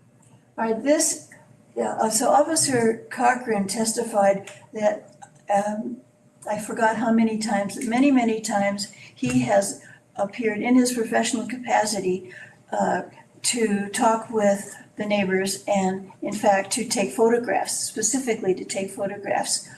This picture was taken on the same day that Officer Cochran took many of the photographs that he's showing here. I believe it was taken on the 31st of July, and it shows Officer Cochran not dressed professionally, not wearing a badge, not having anything that it would identify him as a code enforcement officer. And I'm submitting this to suggest simply that this is just before he took the picture, looking into my backyard and looking over my fence. And what I'm suggesting is that Oh my God, he came rolling in there like a stormtrooper. This is an outrage. this would be misleading up to people who were observing it, because he does not look like an officer of the Code Enforcement Department. Objection to Exhibit M. Yes, Your Honor, we don't believe that this is a correct representation Will you shut up? Now we see the violence inherent in the system. of what Ms. LeCompte is trying to claim that it is. She was unable to identify the person in that photo from the It's back. Officer Cochran, and Mr. Lau, who took this picture, will attest to having witnessed specifically this event. No objections, Your Honor. Well, I'm not going to admit Exhibit M. It's not relevant to the court as to whether Officer Cochran was wearing a badge or whether he was looking over the fence. So Exhibit M will not be admitted.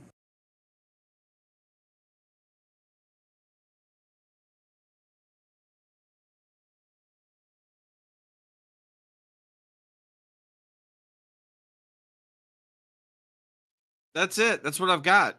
I don't have a ruling. Are we missing part of it?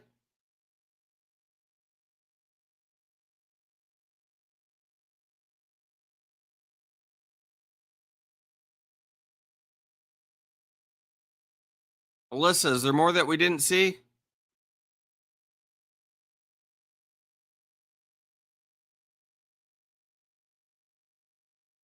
Oh, sweet Jesus. All right. Let me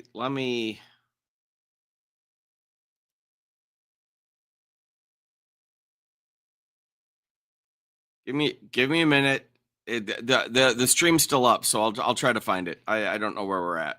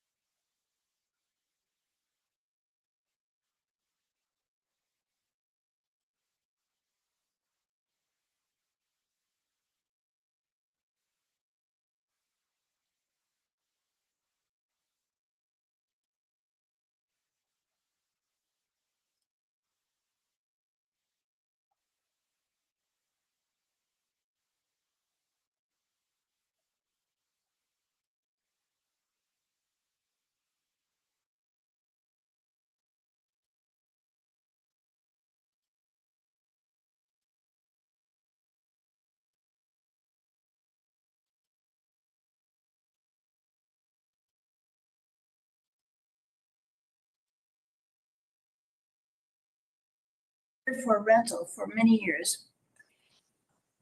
I'm a gardener and I worked really hard to improve the yard.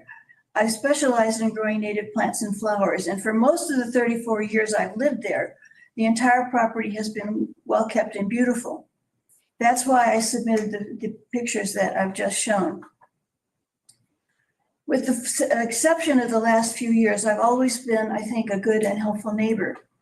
So the story I'm going to tell you now is not to ask for sympathy, Fast but forward. just to explain why the party became so offensive and depressing to my neighbors. And I also want to explain that none of the loose items and junk in the yard are mine. Not all of them belong to my longtime partner, Mike Lau. I have absolutely no attachment to or use for any of them. Nothing would make me happier than to have them disappear forever. I also want to explain that Mr. Lau has been a gifted professional, a successful entrepreneur, and a devoted single father to his 2 children who have been part of my life since 2007. He's always been willing to help. Altenberg, you got an objection? Yes, Your Honor, we're objecting on relevancy purposes. Not only does the claims about who the items are owned by not relevant to this matter, saying is found guilty of the alleged violation, but also describing a witness or an individual who, based off her disclosure, she intends to call as a witness, and speaking about his character is improper character evidence as well. I'm going to sustain the objection just from a relevance perspective. I know you may want me to have this type of information. It's not relevant to the determination I have to make. I'll allow you in closing argument to certainly articulate a few. You've laid some foundation for talking about the property and its history, but I don't want to, at this stage, because you're really just offering factual testimony, I'm not going to allow you to offer those types of facts. The issue for me is the state of the property, how long the property's been in this condition, and what the state is currently. And when I say how long, I mean since the initiation of this case. So I'm not going to be going back 5 and 10 or 15 years to discuss what it was. I'm not going, the next part of my story, I think, is germane. Well, let's try and see. I sustained the objection on the other part, but you can continue. One of the problems I face is that Mr. Lau, whose property this is, suffers from, whose items these are contention, suffers from a hoarding disorder that has led to the condition of my yard. Contributing to that has been, would you please objection? Go ahead, Mr. Altenberg. Go ahead, Mr. Altenberg. You can object. Yes, Your Honor, we'd like to object for relevancy purposes. Once more, she's trying to testify to the character of someone else that she intends to call as a witness and uses a justification for something that she's already been found guilty of. I'm going to sustain the objection. Mr. Lau's physical and mental state is not relevant to the state of the property or the sentencing with respect to you, who is responsible for the property. So objection sustained. Your Honor, I accept that I am the owner of the property and responsible, but also I would like, there are some extenuating circumstances that are related to all of this, and I would like to be able to explain those. I'll allow you in briefly in closing argument to articulate what you think the appropriate sentence should be given the circumstances that are personally facing you. So you can give me a little bit about that, but I really don't want to go into a lengthy detail about one person who is not even the responsible party's physical or mental disabilities. Then I will have to say simply that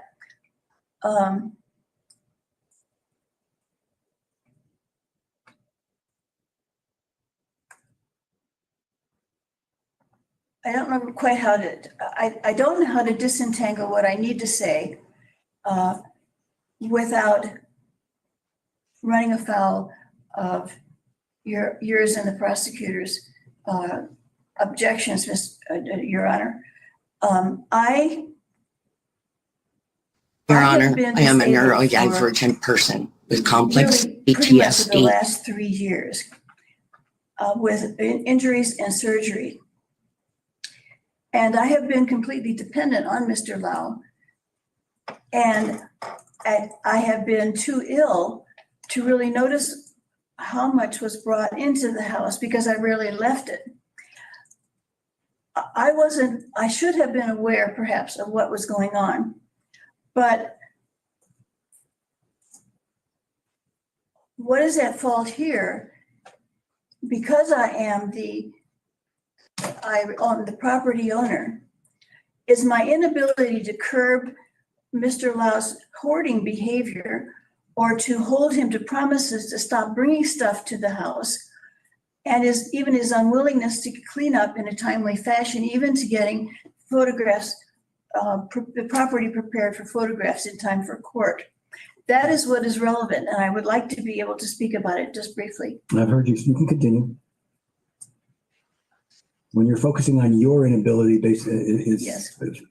fine for the court. My inability to do that has resulted in the accumulation of trash that has so disturbed the neighbors and myself.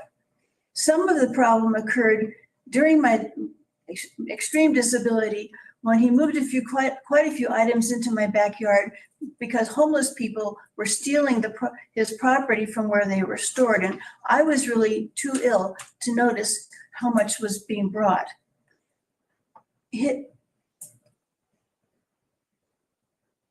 Mr. Lau's hoarding disorder has worsened over time. And though I'm slowly regaining my strength and mobility, I am now faced with what I couldn't handle when I was so disabled and dependent upon him. And that is that he will have to cease using my property as a work and storage space and complete the cleanup on it or leave. I have told him that he must comply with my decision, and also that if his property is not removed, never to return again, I will hire trash haulers to remove it and dispose of it. This has been a very difficult time for me. I know that this ultimatum could result in his departure. I do not know what avenue he will take in this. I admit to having some fear and apprehension about this decision.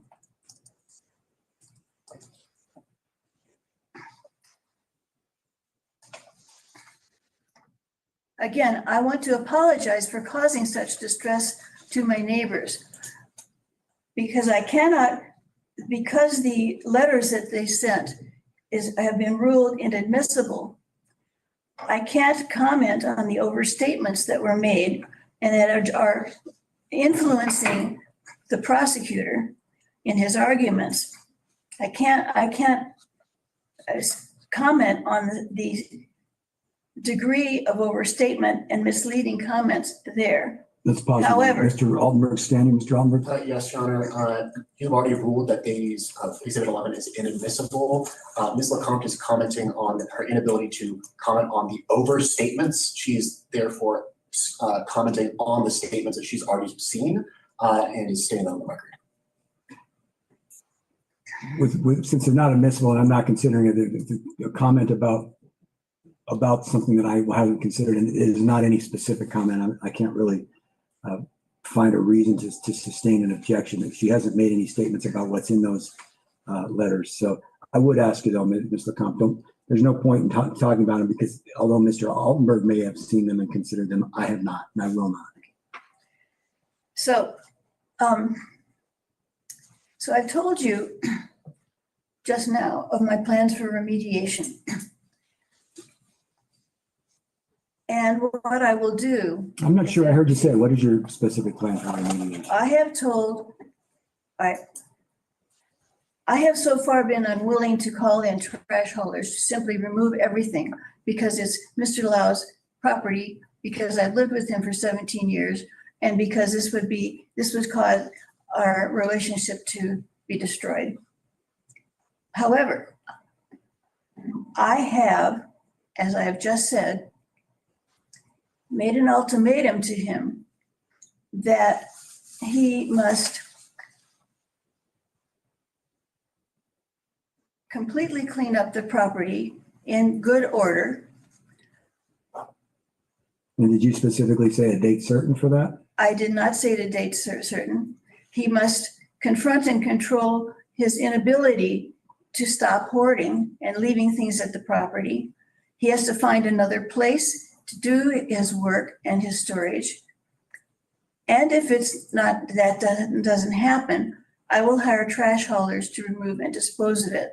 And I know that this will probably result in his departure and the rupture of our relationship. and I don't know what he's going to do. And I admit being somewhat fearful about this. Those are my plans for remediation. Okay. And again, Mr. Altenberg's staying. Mr. Altenberg? Yes, Your Honor, I'd like to object for relevancy purposes. Ms. LeCompte is testifying to what she believes sentencing would apply for Mr. Lau in this situation. She's testifying to all the actions that Mr. Lau will be taking and testifying as if it should apply to sentencing to her. I'm going to overrule that. I think she's talking about what her plan is, and I've accepted that. It'll be up to me to decide what the sentencing will be, but certainly what plans a defendant has to remediate a problem is relevant in sentencing. You can continue. Your Honor, I have two options.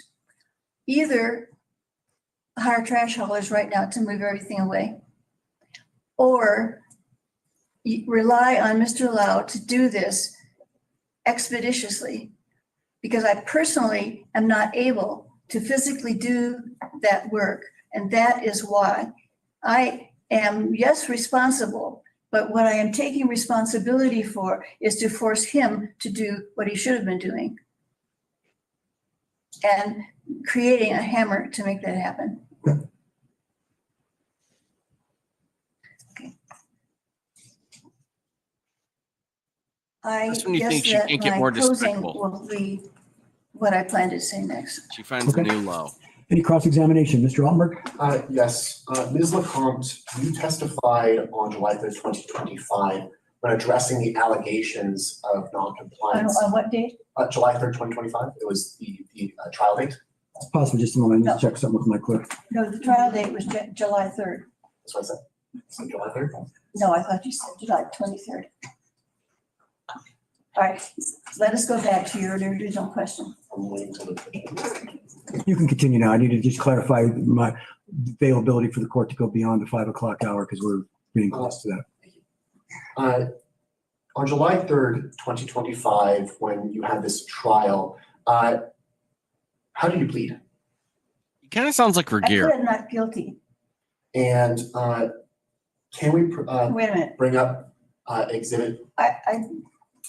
I am now getting terribly confused. I pled not guilty to the charges that are in 1045. Can we show the defense's exhibit D-trial, please?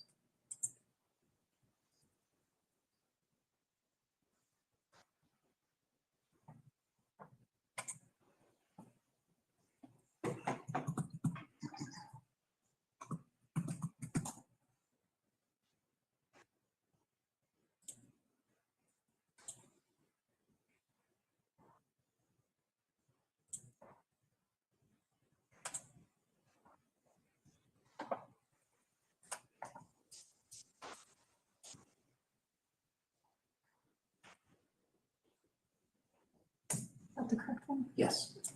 According to your testimony on that date, this photo was taken on April 22nd, 2025.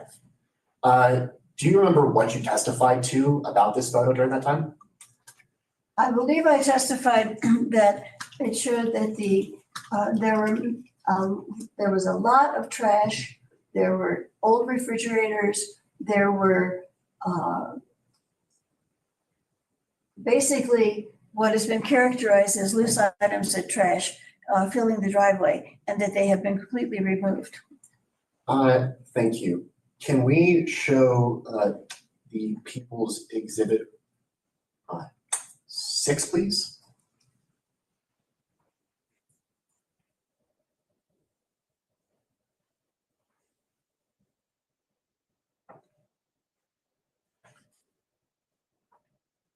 From the trial, is that correct? Yeah, Or from the People's first? Exhibit. People's Exhibit 6. Okay. Yes.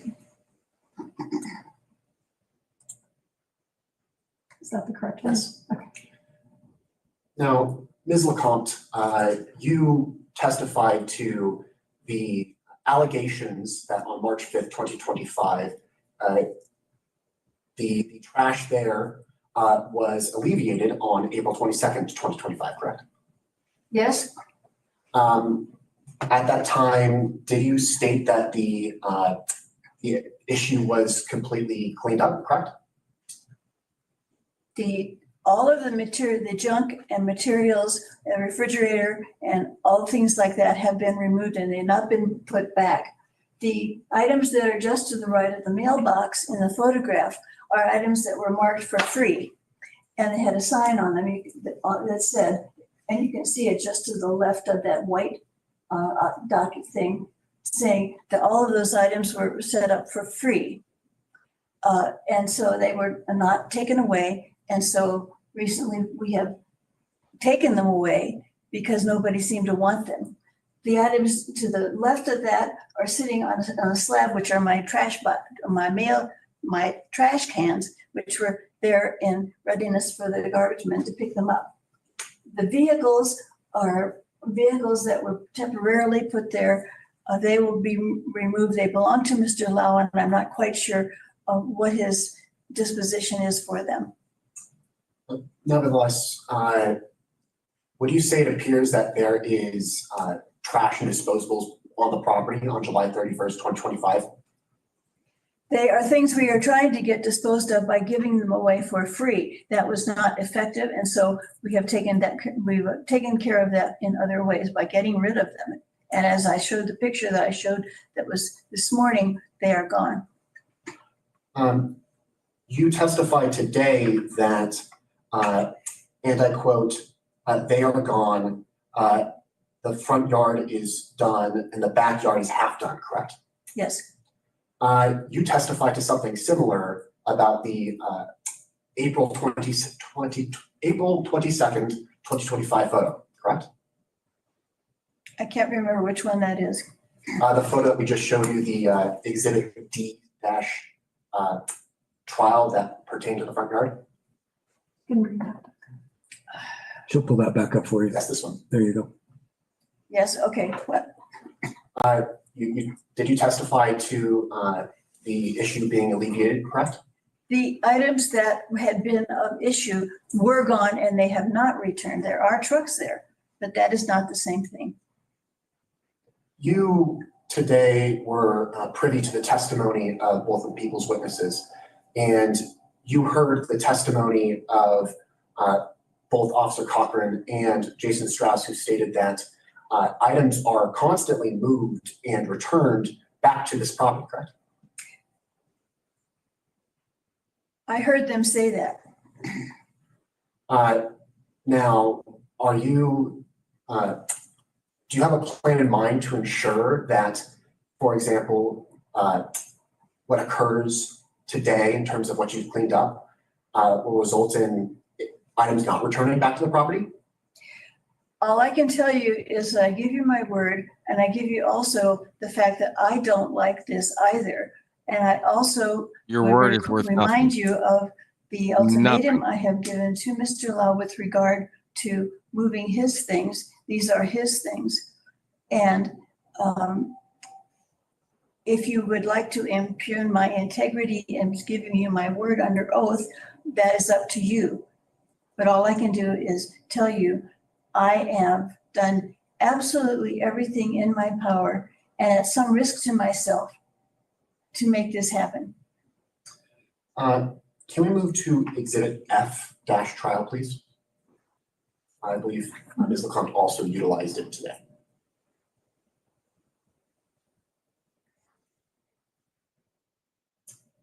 This is the southern portion of your backyard, correct? That's correct. And you, during your testimony today, did you testify to whether or not this is an accurate, up-to-date photo of the property, correct?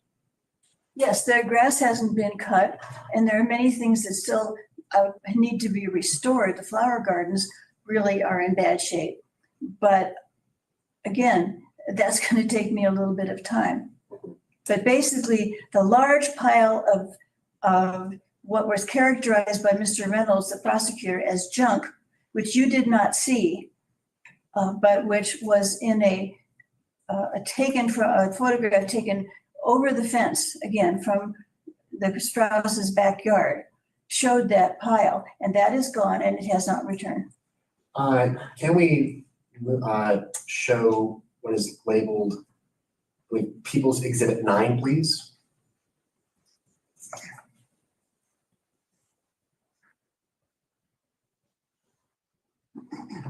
You just testified to the fact that the items in the backyard have been removed and they have not returned. What do you see in this photo? I said that a good deal of them have been removed, and I did not say that all of them have been removed. And I also said that the north end of the property has not been fully, I admit, has not been fully remediated. Can we now address, I believe it is, And by the way, I also showed a photograph taken this morning that showed that the large black barrel, I think that is what it is gone. thank you. Can we please pull up the defense's exhibit? I believe it is, The LBB, as I like to call it. From today's hearing? yes. For description purposes, because I know there's a lot of them. And can we move to actually I first, please?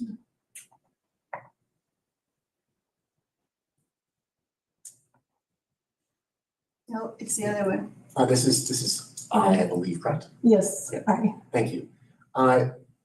You stated in your testimony today when you provided this evidence that this was in response to the People's Exhibit, correct? I did, and I did not say that it fully responds to everything that might have been implied in People's Exhibit. I was using this to show the fact that loose items have been removed. So as you noted, this is a response to the People's Exhibit. Did you prepare this exhibit as a response to the photos that we had already disclosed to you to be bringing in trial? I did. Can we please move to People's Exhibit, or not People's, Defense Exhibit J, please? Similar questioning, you said this was in response to the People's Exhibit. Did you take this photo in preparation for today's hearing as a response to the photos that we provided to you in disclosure? Mr. Lau took this picture at my request, but it was taken this morning at my request. And just to poke at what's in the photo, the vehicle there on the right, does that vehicle appear operable? It has a flat tire, but I have not been able to drive it myself. I wouldn't drive it, so I can't answer that question. Thank you. Can we move to the Defense's Exhibit K?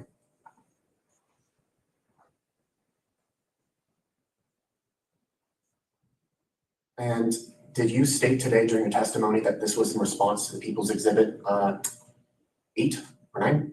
People's Exhibit 9? Yes, And this photo was taken when again? I'm sorry, this morning, I Thank you. believe.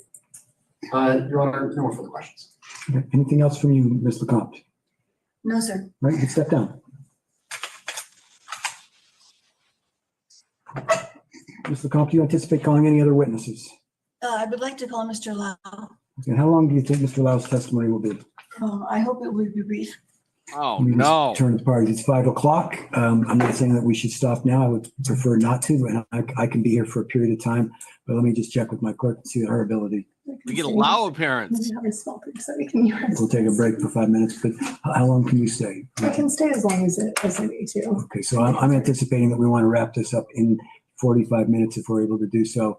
Perhaps it'll be even sooner, but we'll stop at 5:45 one way or the other, and if we have to come back for additional testimony, we will.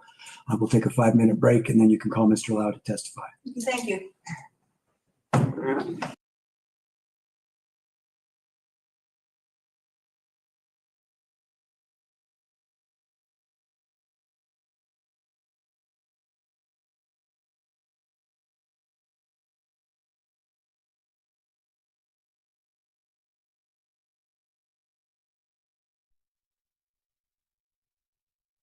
Number one, know what I'm saying? Number one, know what I'm saying? We are the Lord Talk with my crew. Number one, know what I'm saying? Number one, know what And we are back on the record. Let's call Mr. Lau as a witness. Mr. Lau, if you'll come forward. And when we get to the witness area, if you'll raise your right hand, sir. You swear or affirm under penalty of perjury that the testimony you're about to give will be the truth, the whole truth, and nothing but the truth. Yes, Your Honor. All right, Oh, here go ahead we and have a go. seat if you will. Go ahead, Ms. LeCompte, questions that you have for Mr. Lau. Mr. Lau, do you have a statement to make?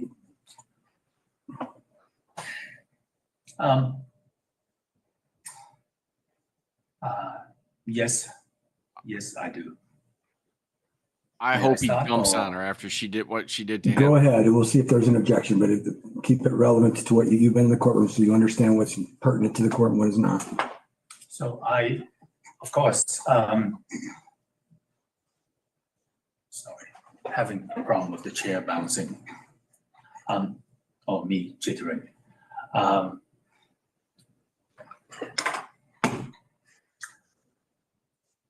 Well, I am here as a witness, but of course, as I have indicated to the court, roughly actually this time last year, that I actually should have been the defendant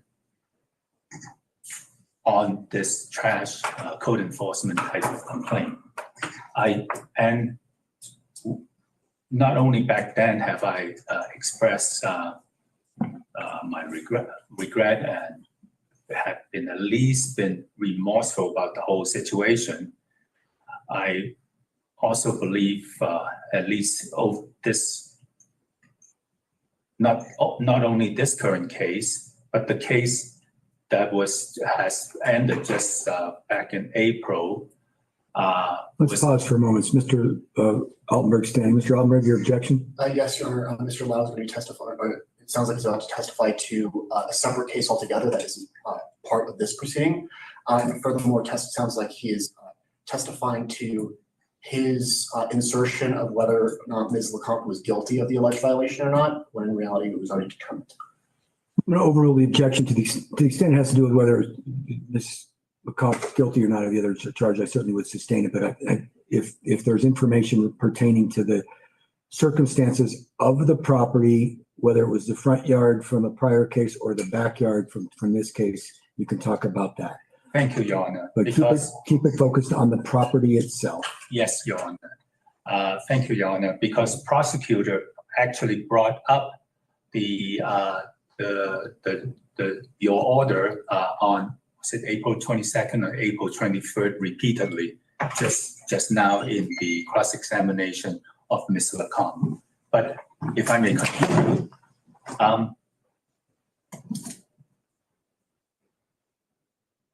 I have been the one person and the only person truly responsible for all these so-called loose items or trash items accumulation. And in many, and actually, that actually started at around November/December of 2023, when I was informed by a real estate agent that the neighbor house would be evicted. And based on my bad past experience with the neighbor on the south, I created barricade. Some of these I have already conveyed in writing to the court and asked to be a defendant, not only on the previous case, but I've consistently expressed that I should be the defendant in even the current case, and most likely in what Mr. Altenberg wants to keep bringing up. I want you to talk just about the state of the property and your role in the state of the property, not diving into Thank you, Your Honor. whether someone should be a defendant or not. Yes, I should. Once again, I am sorry for truly the overall appearance and also the feelings, the hurt feelings, or maybe worse, much worse than hurt feelings by the neighbors and so forth. But of course, I am also very sorry to Ms. LeCompte for, I guess, overlooking my own personal problem, my various issues, especially over the time that she was unable to. But the court, whether it is this specific case and in even the related earlier case, have at least, if nothing else, seen that I have made progress towards cleaning up, and at some point actually been able to do in what I may even say a fairly acceptable job. Have I not at times lapsed into, oh, I need to move more stuff, so darn it, I have to unload certain things, but unload certain things in a way that it hopefully would be a short-term thing. So have I not lapsed into that, I guess, problem? I definitely must have. But in the general terms and scheme of things, there has been improvement, removal of stuff, not necessary to the, by my own certification, not 100%, but at least hopefully a passing grade, maybe just to me. I'm sorry, you were objecting or? Oh, no. Oh, sorry, you. You can continue. You can continue. So Maybe it would be helpful if I asked you some questions. Why don't you? Because at this point, it's really just rambling. yeah, from sorry, now. yeah. So if you have questions, you can and ask. we may not have the time to. Yes. So the first question I'd like to ask you, Mr. Lau, is could you give a Is he financially dependent on her? What is the dynamic here? Why would he put up with this crap? She just threw him under the bus. He was there and saw it. He should open his testimony with, bitch, please. But I think he might be homeless without her. He's not hanging around because she's hot.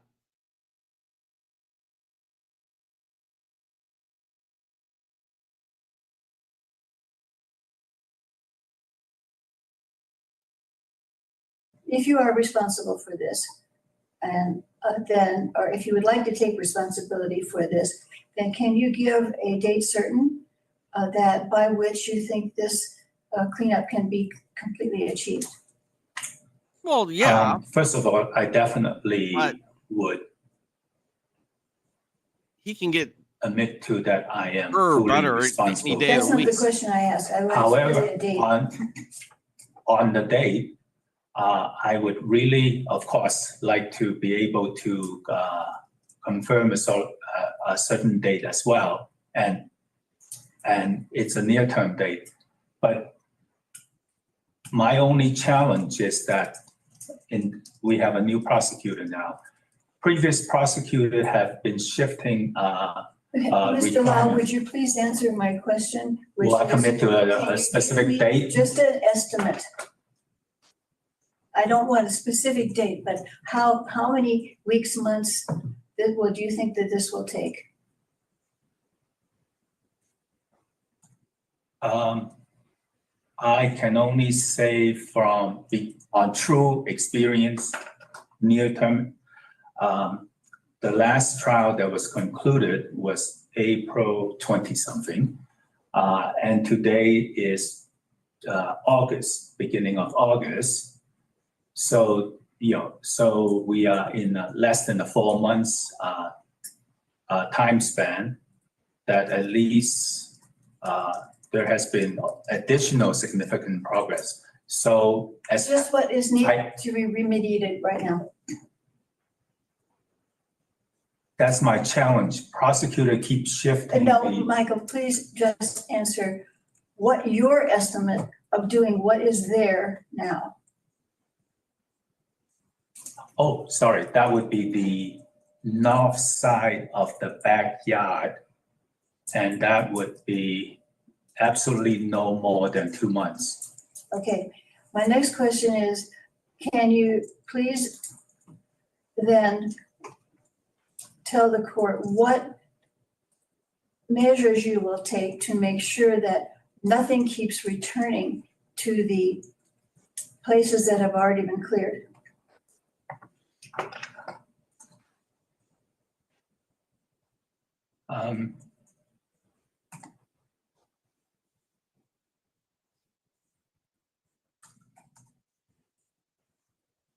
I will try to answer, but I want to qualify because the court is aware of my previous encounter or maybe ongoing encounters with boulder parking. And I have been able to minimize and mitigate that. No. So yes. So likewise, I have been doing maybe what I believe is sufficient, and maybe unfortunately what other people may perceive as insufficient as to a cleanup. But it is definitely my genuine and my legal responsibility to ensure that things do not return. Okay, thank you. Can you please describe for the court what your disposition will be, what are plans for the trucks that are and trailers that are in the driveway? And an estimated departure date? The court may recognize quite a few of those vehicles from previous, the 100+ parking tickets and warnings that I have. So those have been recently returned, but they are on the driveway. No, but they need to disappear from the driveway. Can you please let me know what your plans for making them disappear from the driveway so that the other residents, that is me, can park in the driveway? Thank you. Thank you for clarifying. While I do believe those vehicles on the driveway is not a Boulder police code enforcement issue at all, I actually, of course, have to definitely respect you as the property owner. So what I have already committed to in the 2 months period for the north side of the backyard, I will also commit to during this same 2 months period that the other vehicles that are currently on the driveway, on the Pawnee side of this, on the west side of the house, those will be gone as well. Okay. Would you please explain why it is that you have delayed so long in accomplishing the front yard, driveway, backyard, and north side of the house cleanup? That's not going to be relevant. That won't be relevant. It won't be relevant to me. Okay. Your actions as a defendant are relevant, but his actions are not relevant. Okay.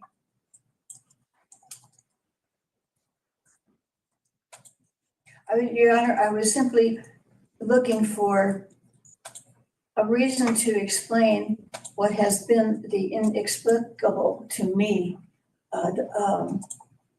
behavior of collecting things and leaving things in the property and that sort of thing. Understand why. But I don't want any further from him because it's not relevant to my interaction with you as a defendant. Okay, then I have no more questions. Okay. Any questions from you, Mr. Altenberg? Yes, only two matters I'd like to address real quick. Mr. Lau, you were posed the question of when can this be achieved? And you noted that you've made progress towards cleaning up. You heard testimony today that the residents of 290 Pawnee have had multiple conversations, or the neighbors have had multiple conversations with 290 Pawnee about having the matters addressed in which you provide a date, and then according to the testimony, the entity in question was never cleaned up or the items in question were never picked up. Sorry, you are referring to Jason Strauss, yes. the immediate neighbor? Mr. Strauss's testimony. Yes. Okay. Is there anything that would help push the fact that your statements today are indeed the time that you will be having this cleaned up? Given no health or financial limitation on my part, I don't see the 2 months period as not being achievable, but I'm not too certain what you're asking. I apologize. Do I have to do a blood oath? No, I'm sorry. that was just on my end. We can negate that question if necessary, Your Honor, due to. You can move on.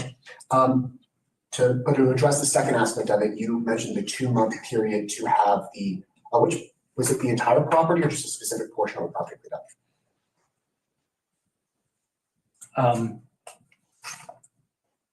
Don't know how to answer your question because your predecessor, Chris Reynolds, keep shifting the requirement.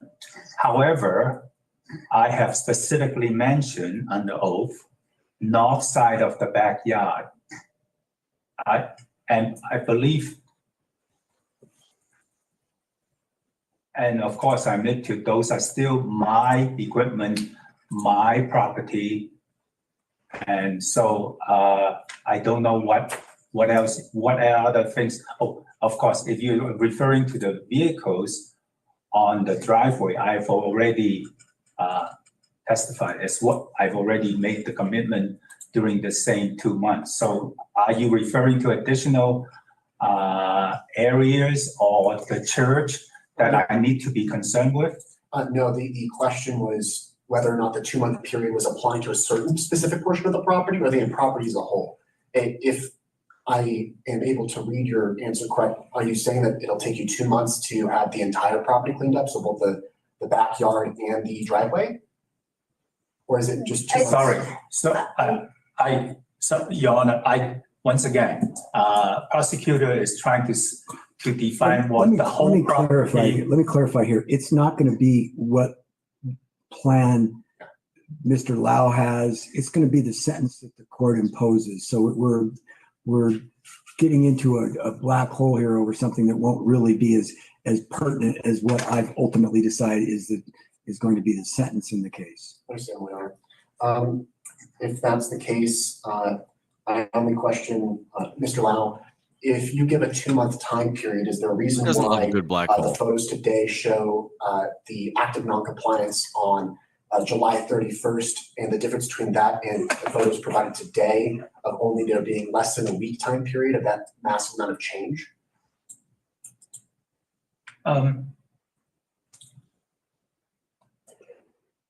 The court did not admit, I believe, the photo that I took that will probably surprise Officer Crocken,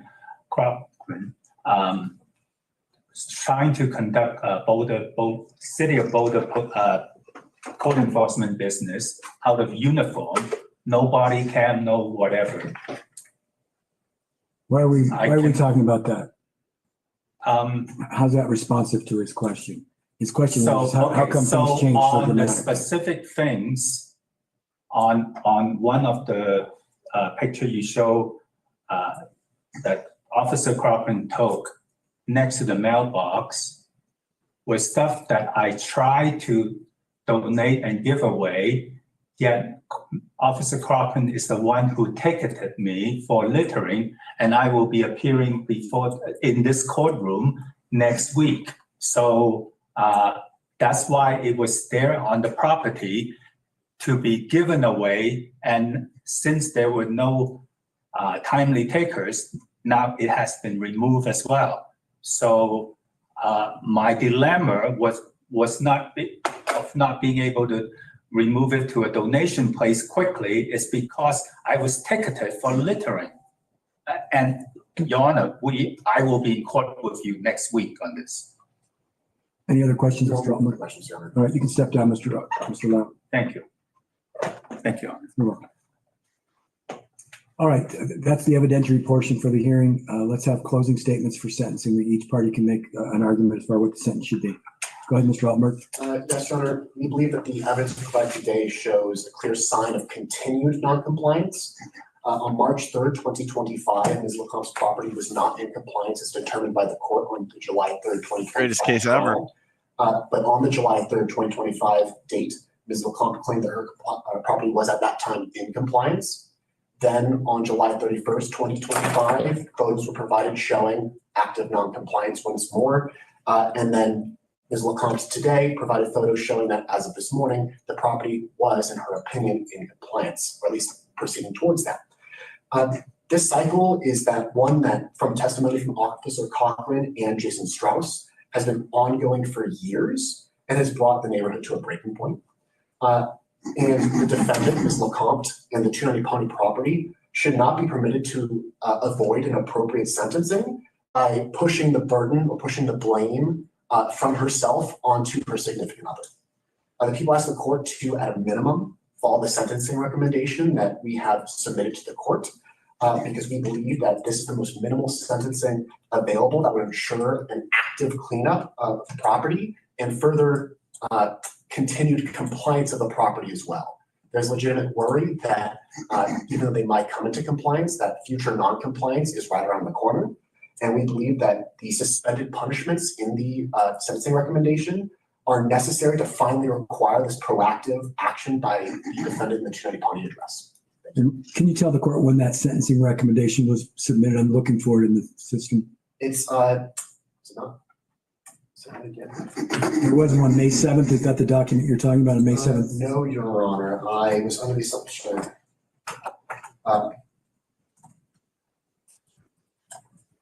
I will be uploading it right now, is my understanding. I may have avoided it. I did that so earlier.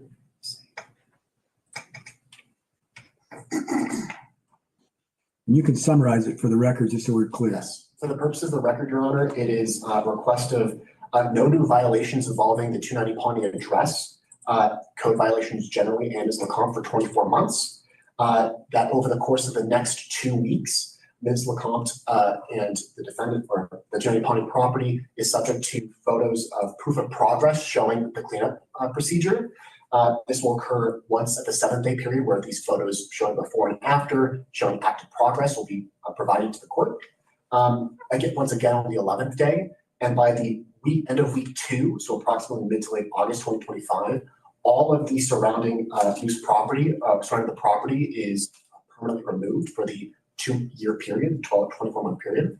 To ensure that there is active compliance in compliance with this, the state recommends the fine amount of $26.50 per violation, so the maximum amount as per the city folder code, suspended on these conditions. So that would be $5,300 total. And suspending all of that? Suspending on the adhering to the conditions. In addition to that, Your Honor, the city recommends 70 hours of community service per violation suspended on these conditions, totaling a total amount of 140 hours. And Your Honor, because we are legitimately worried about the fact that there wouldn't be compliance based off of the history in question, the city also recommends 1 day of jail per violation suspended on these conditions, totaling 2 days of jail. Okay, so let me summarize that so that Ms. LeCompte understands what you're recommending, and then if you want to upload that document, you're free to do so. You're not required to, but what the city has recommended is that I impose a total of $5,300 in fines and suspend all $5,300 in fines, impose 140 hours of community service, suspending all 140 hours of community service, and it's imposing 2 days of jail and suspending 2 days of jail on the condition that the defendant get into compliance over the next 2-week period, and then the remaining compliance for a 24-month period. Is that correct, Mr. Altenberg? Yes, Your Honor. Okay, so that's the recommendation from the city. The court has full discretion to impose whatever consequence it believes it is appropriate, but that's the recommendation from the city. Ms. LeCompte, your turn to make a sentencing argument. Excuse me. Okay. I want to begin by saying I don't want to be a neighborhood pariah, and I would really like I want to live in peace with my neighbors, and I would really like for the cleanup to be done very quickly and for the conditions to never return. I've laid out before the court a plan for how I will get this done, and what I will do if the obstacles and delays remain in doing so. I have been declared by the judge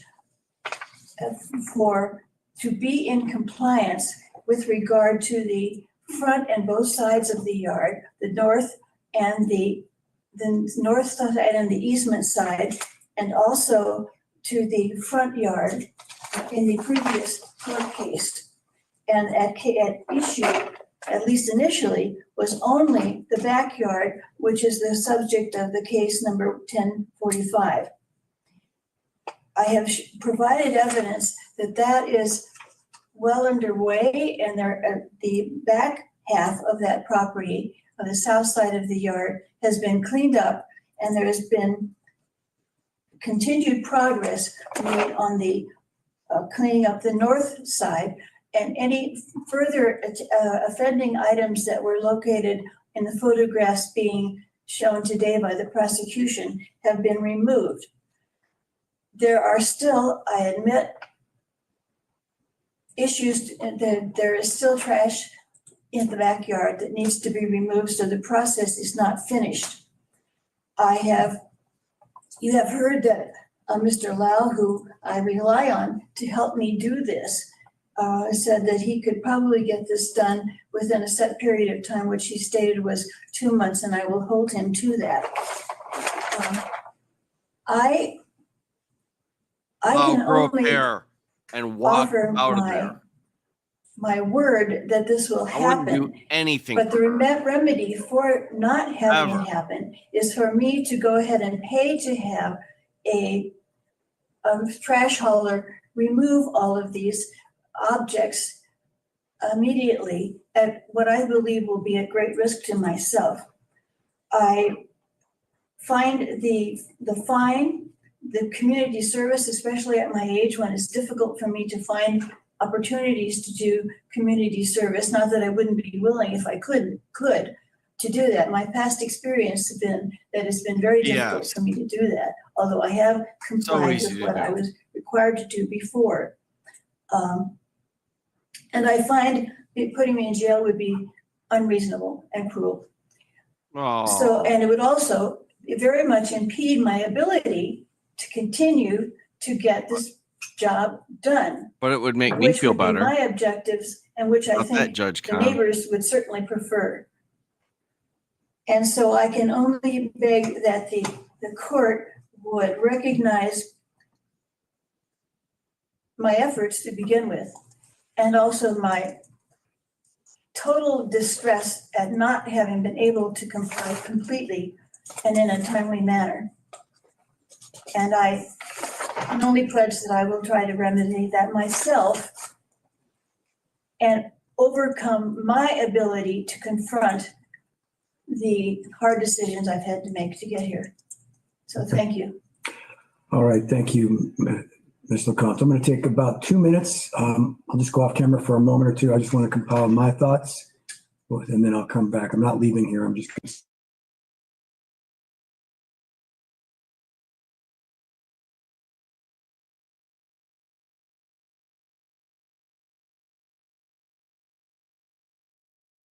going to point out that this case started back on March 5th of 2025. There was a People's Exhibit 5 that was introduced at the trial that showed the property as of March 5th of 2025, specifically the backyard. Where we're focusing here today, initially at least, is on sentencing based on the violation that occurred in the backyard.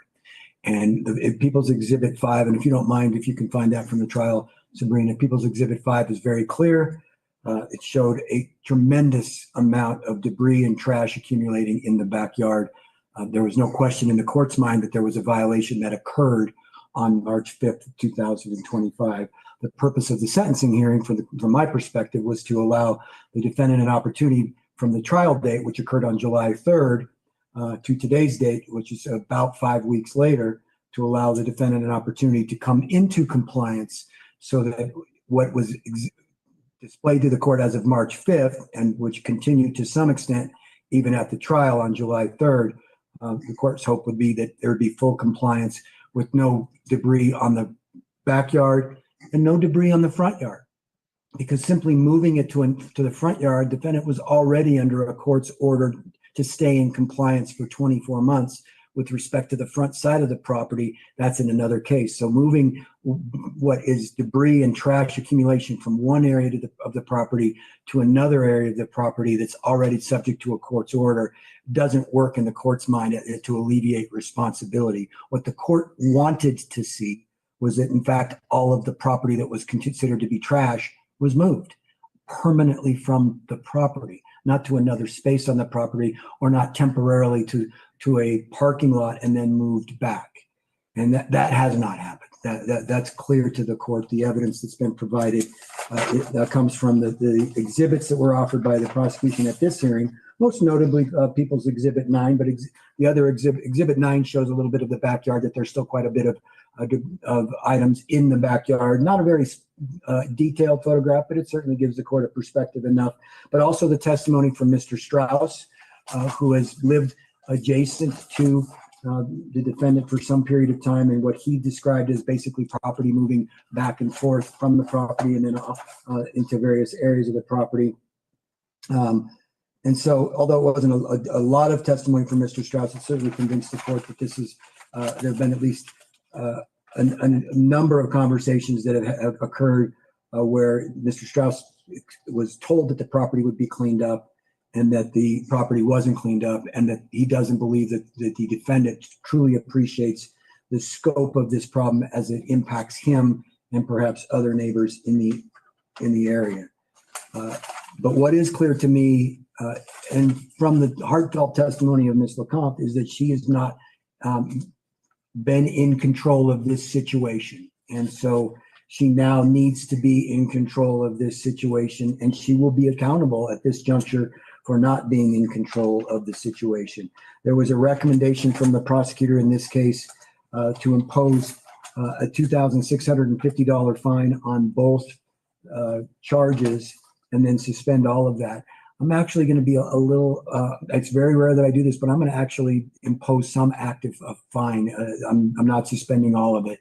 I'm going to suspend $2,200 of the fine on each of the charges, but there'll be a net $450 fine on each of those charges. So it'll be a $900 net fine plus $30 in court costs that the defendant will be required to pay. The other $4,400 in fines will be suspended for 24 months, and it will be coming into compliance and staying into compliance for that 24-month period. Mr. Altenberg, on behalf of the prosecution, set forth a schedule for perhaps photographs and things of that nature. I'm not sure if I believe that that's very helpful. What I will be doing is giving a date certain by which this all has to be done. It's going to be very clear, and it all has to be done. But I also want to point out to you that moving it somewhere and then moving it back won't satisfy, because it may work in the short term, but now you've got a code enforcement officer who's here in the courtroom hearing the judge say that if there's property that gets moved back, leaves the property for by the date that I set, and then comes back a few days later, it's going to be his job to let the prosecutors know, and they can file a motion for contempt. They can ask the court to hold you in contempt and bring you back in so that I can reimpose penalties, not just for the backyard, but also in the criminal case number 2024-2250. You're on probation for that case still. You're on a suspended sentence on that case for 24 months from October 8th of 2024 all the way to October 8th of 2026. So if property gets moved to the front, that's a violation. If it's trash that gets moved to the front, that'll be a violation of that order. And vice versa. If you get the front, if you keep the back clear and then you move it all to the front, then you move it all to the back, that's going to be a violation of today's order. There is nowhere left to go with this property. It has to be removed. And what Mr. Lau has convinced me of, hopefully he's convinced you of this, Ms. LeCompte, he's not going to be able to do it. I'm sure it's really, really painful for you to hear that, but he's not going to be able to do it. He's shown you that. He's shown you that over a course of a long, long period of time, that he's not capable of doing it. And that's sad for me to say, because Mr. LeCompte appears to be a nice person. but he's got an issue with moving property and taking property onto your land. And he's not going to be able to comply, no matter how much he likes you or cares about you and how much of a history that you have. He's not going to be capable of doing that. So if you wait for him to do that, you're going to be out of compliance, because I can't wait. Your neighbors can't wait. The people who have participated in this process for 2 years or plus cannot wait. So on this case, I'm suspending $2,200 on each count. It is extraordinarily difficult for me to say that I could even consider putting a person your age in jail. I do not like the idea of that.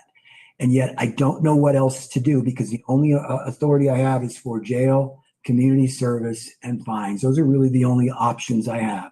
I've already suspended most of the fine. I'm going to suspend a 2-day jail sentence, 1 day on each of the charges, on the condition that you come into compliance. And I'm going to give you a deadline here in a moment. And I'm going to suspend 60 hours of community service on each charge, for a total of 120 hours, again, on that you come back into compliance. 2 weeks is probably too short. 2 months is way too long. I want to give you the opportunity. This cannot, Mr. Lau gets it all moved by the time you've hired people to come in and take it all to the dump, so be it. But you need to understand, it's not going to be about Mr. Lau. It's about you. And so you need to make plans now to get that property into compliance. And I'm going to give you 3 weeks. I want it in compliance in 3 weeks. That's a lot of time. That allows you to call folks to do it right away. And if that means towing vehicles that have junk that's protruding outside of it. Now, the vehicles are legally parked on your property and they're not a violation of any other ordinance, fine. But and I'm talking about vehicles that might be in your driveway. But if they're protruding trash, then they may not be in compliance with my order. And if there's items of trash that get moved to the front of your property, that may not be in compliance with my last order. So I want to make it really clear to you, it all has to be gone. And that's 3 weeks from today. Today's 6, so you're looking at the 27th. the 27th of August. Let me just look at our calendar. We don't have to have a hearing scheduled for the 27th. It'll make it just be simply clear to the folks involved with this. Code enforcement can say they're going to go over there on the 27th. I'm pretty sure they'll schedule it and they'll go over and they'll look and see, is the property in compliance? And when I say 27th, I mean by 4 p.m. on the 27th of August. If it's not in full compliance by that date, then you will have the other $2,200 to pay on each of those charges. You'll have the 120 hours of community service to perform on, and then you'll face the possibility of the 2 days of jail. I'm not sure that I'm going to have you make that active jail for you. I've suspended it right now. But it's quite possible you could spend a weekend in jail on top of everything else. What I'm trying to do is make it clear to you, Ms. LeCompte, that any pity or concern or desire that you have to maintain that relationship with Mr. Lau that puts you in a position of not pushing this forward right away is subjecting you to the penalty of going to jail and the penalty of having to do 120 hours of community service and having to pay another $4,400 in fines and costs. I can't think of anything more painful for me to say someone of your age and to Mr. Lau, who has obviously been your partner for a long period of time, but I'm also faced with a community of people who are really distraught about this. And that's been represented by Mr. Strauss's testimony today, but also by the information that's been shared during the testimony during the trial, that this has been an ongoing problem. It's a significant problem for the community, for our entire community, for it not to be resolved. So I have no choice. At some point, I simply have to hold you accountable. And hopefully that will allow you to say, this isn't about me, to your good friend, the person that you've been close to for so long, Mr. Lau, say, it's out of my hands now. It's not in your hands anymore. You can't let him do what he's doing because you've enabled him and you've put yourself in a position of now paying the consequence for enabling him. So that'll be my sentence. There won't be a hearing scheduled on the 27th. It will be up to the prosecutor's office to file a motion for show cause if there is not full compliance. And it would have to be in 2 separate proceedings, perhaps, if there's violations of the court order in 2024-2250, it would have to be a show cause motion in that case. And if there's a violation of the circumstances in case number 2025-1045, it would be a show cause order in that case. I'm requiring you from coming to compliance on the new case, but there's nothing that stops them from looking at the front of the property and saying you're not in compliance. It would make sense for them to look at both parts of the property on the 27th of August, taking pictures of both parts of the property. And that's what I'll rely on. It won't be what you take on August 28th or 29th or 30th or September 1st, even if I have to set a hearing in mid-September. What I'll be relying on in deciding whether you go to jail or whether you have community service obligations or you have to pay the other amount of fines is how the property looks by 4 p.m. on August 27th. And that means you may need to call haulers right away so they can get it all done. Okay, thank you, Judge. Okay. I do have one question. Yes. And this may seem a picky question, but you said that vehicles that are properly licensed and in the driveway are okay. Does that mean anything? I know that you can't have trash and tires and things like that stacked in the vehicle. I understand that. But do the vehicles essentially, like a truck, have to have a totally empty bed? And I'm asking that for clarification for other reasons. I'm not versed enough in the code to tell you whether or not items that are inside of an empty bed would be a violation. My guess is they would not, but you need to discuss that with code enforcement as to whether or not they would consider that something that they would ask the prosecutor to base their show cause order on. I can't say that to you with certainty. You have to be in compliance with the law. And because there are so many different aspects of the law that apply to that property, as you've already discovered, I'm not going to pass judgment in this moment of sentencing. I'm just going to tell you, if you have questions, either hire a lawyer or have a conversation with Mr. Cochran as to what's permissible in the front of your property. For example, a vehicle that could be considered an abandoned vehicle that doesn't have a proper tire on it could be considered a violation. I'm not saying whether it is or not, but that's something you'll be discussing with code enforcement. Thank you. It's a fair question to ask.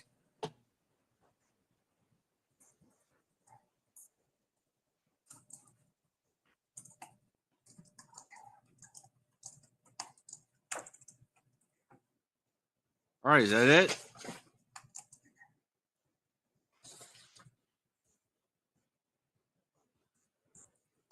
I'm not going to have you pay the net fine today because we've already closed up the back office. So I'm going to have you a due date for it. Remember, August 27th is due date to come into compliance.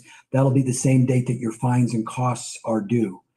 I'm not staying them; they're just due that day. You have to pay them, but it'll be a total of $930 that will be due. August 27th by 4 p.m. So you can call Sabrina here at the court and pay any time before then, or to call anybody at the court and pay before that time, but it would be due that time at that time. And that is for a case 1045? 1045. Yes, that's right.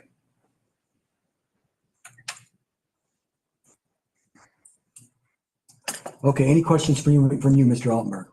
No, Your Honor. Any additional questions from you, Ms. LeCompte? No, Your Honor. Okay. I'm sorry that we're in this situation. I know you're sorry. I'm quite certain that many folks are sorry that we're in this situation, but my hope is this will be the last interaction that you and I have. We do not have to have any more. If you can get this property into compliance, and look how beautiful it was. And you want your legacy. At some point you aren't going to be here. I'm not going to be here. Don't you want your legacy to be, this is a beautiful property. Return it to what it can be. And you may have to spend some money, get some people to take that the items that are on that off the property, disposing of them in trash or wherever needs to be done. You may just have to bite that bullet, and that may be very, very hard for you to say to Mr. Lau. But your legacy for that property for 34 years is on the line here, and you have the power within you to bring it back to where it needs to be. Yes, Your Honor. Okay. All right. We will go off the record. Oh my Lord. This may surprise you, but I'll give Judge Khan a little bit of credit. I would do a lot more than what he's doing. He is very limited. She doesn't have any money. You don't want to put her in jail, but I would. I'd put her in jail. I think that's the only thing she'll respond to. Not forever, whatever. I'd probably throw her in jail for a couple of days. and then the rest of the order, kind of the way he did it. And say now you have to clean up by this date, or you're going back to jail.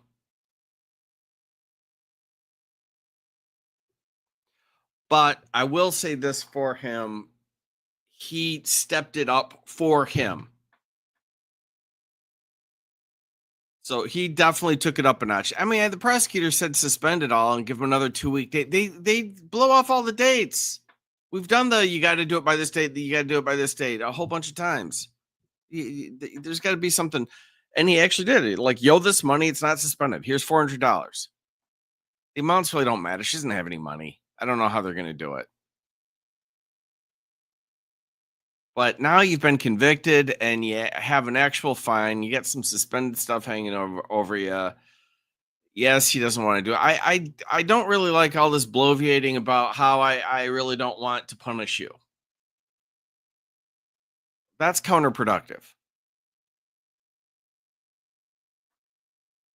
It's not the end of the world, but I just think strategically it's bad. You're not helping the situation. Well, I'm a little poker face. We all know you're a wuss, but do you have to announce it in court? I'm so done with her. I still can't believe she gets up there and basically tries to blame Lau.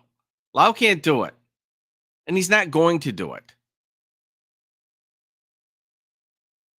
And I give the judge credit for saying that too. That's uncomfortable. He's like, let's all just face reality here. That man is not going to do it. So you need to reach in your pocket and pay somebody to clean this, or we're gonna impose a lot more of these fines. So I've given Judge kind of a hard time, and it's still not as much as I would like, but I give him a little bit of credit. He did more than the prosecutor asked for.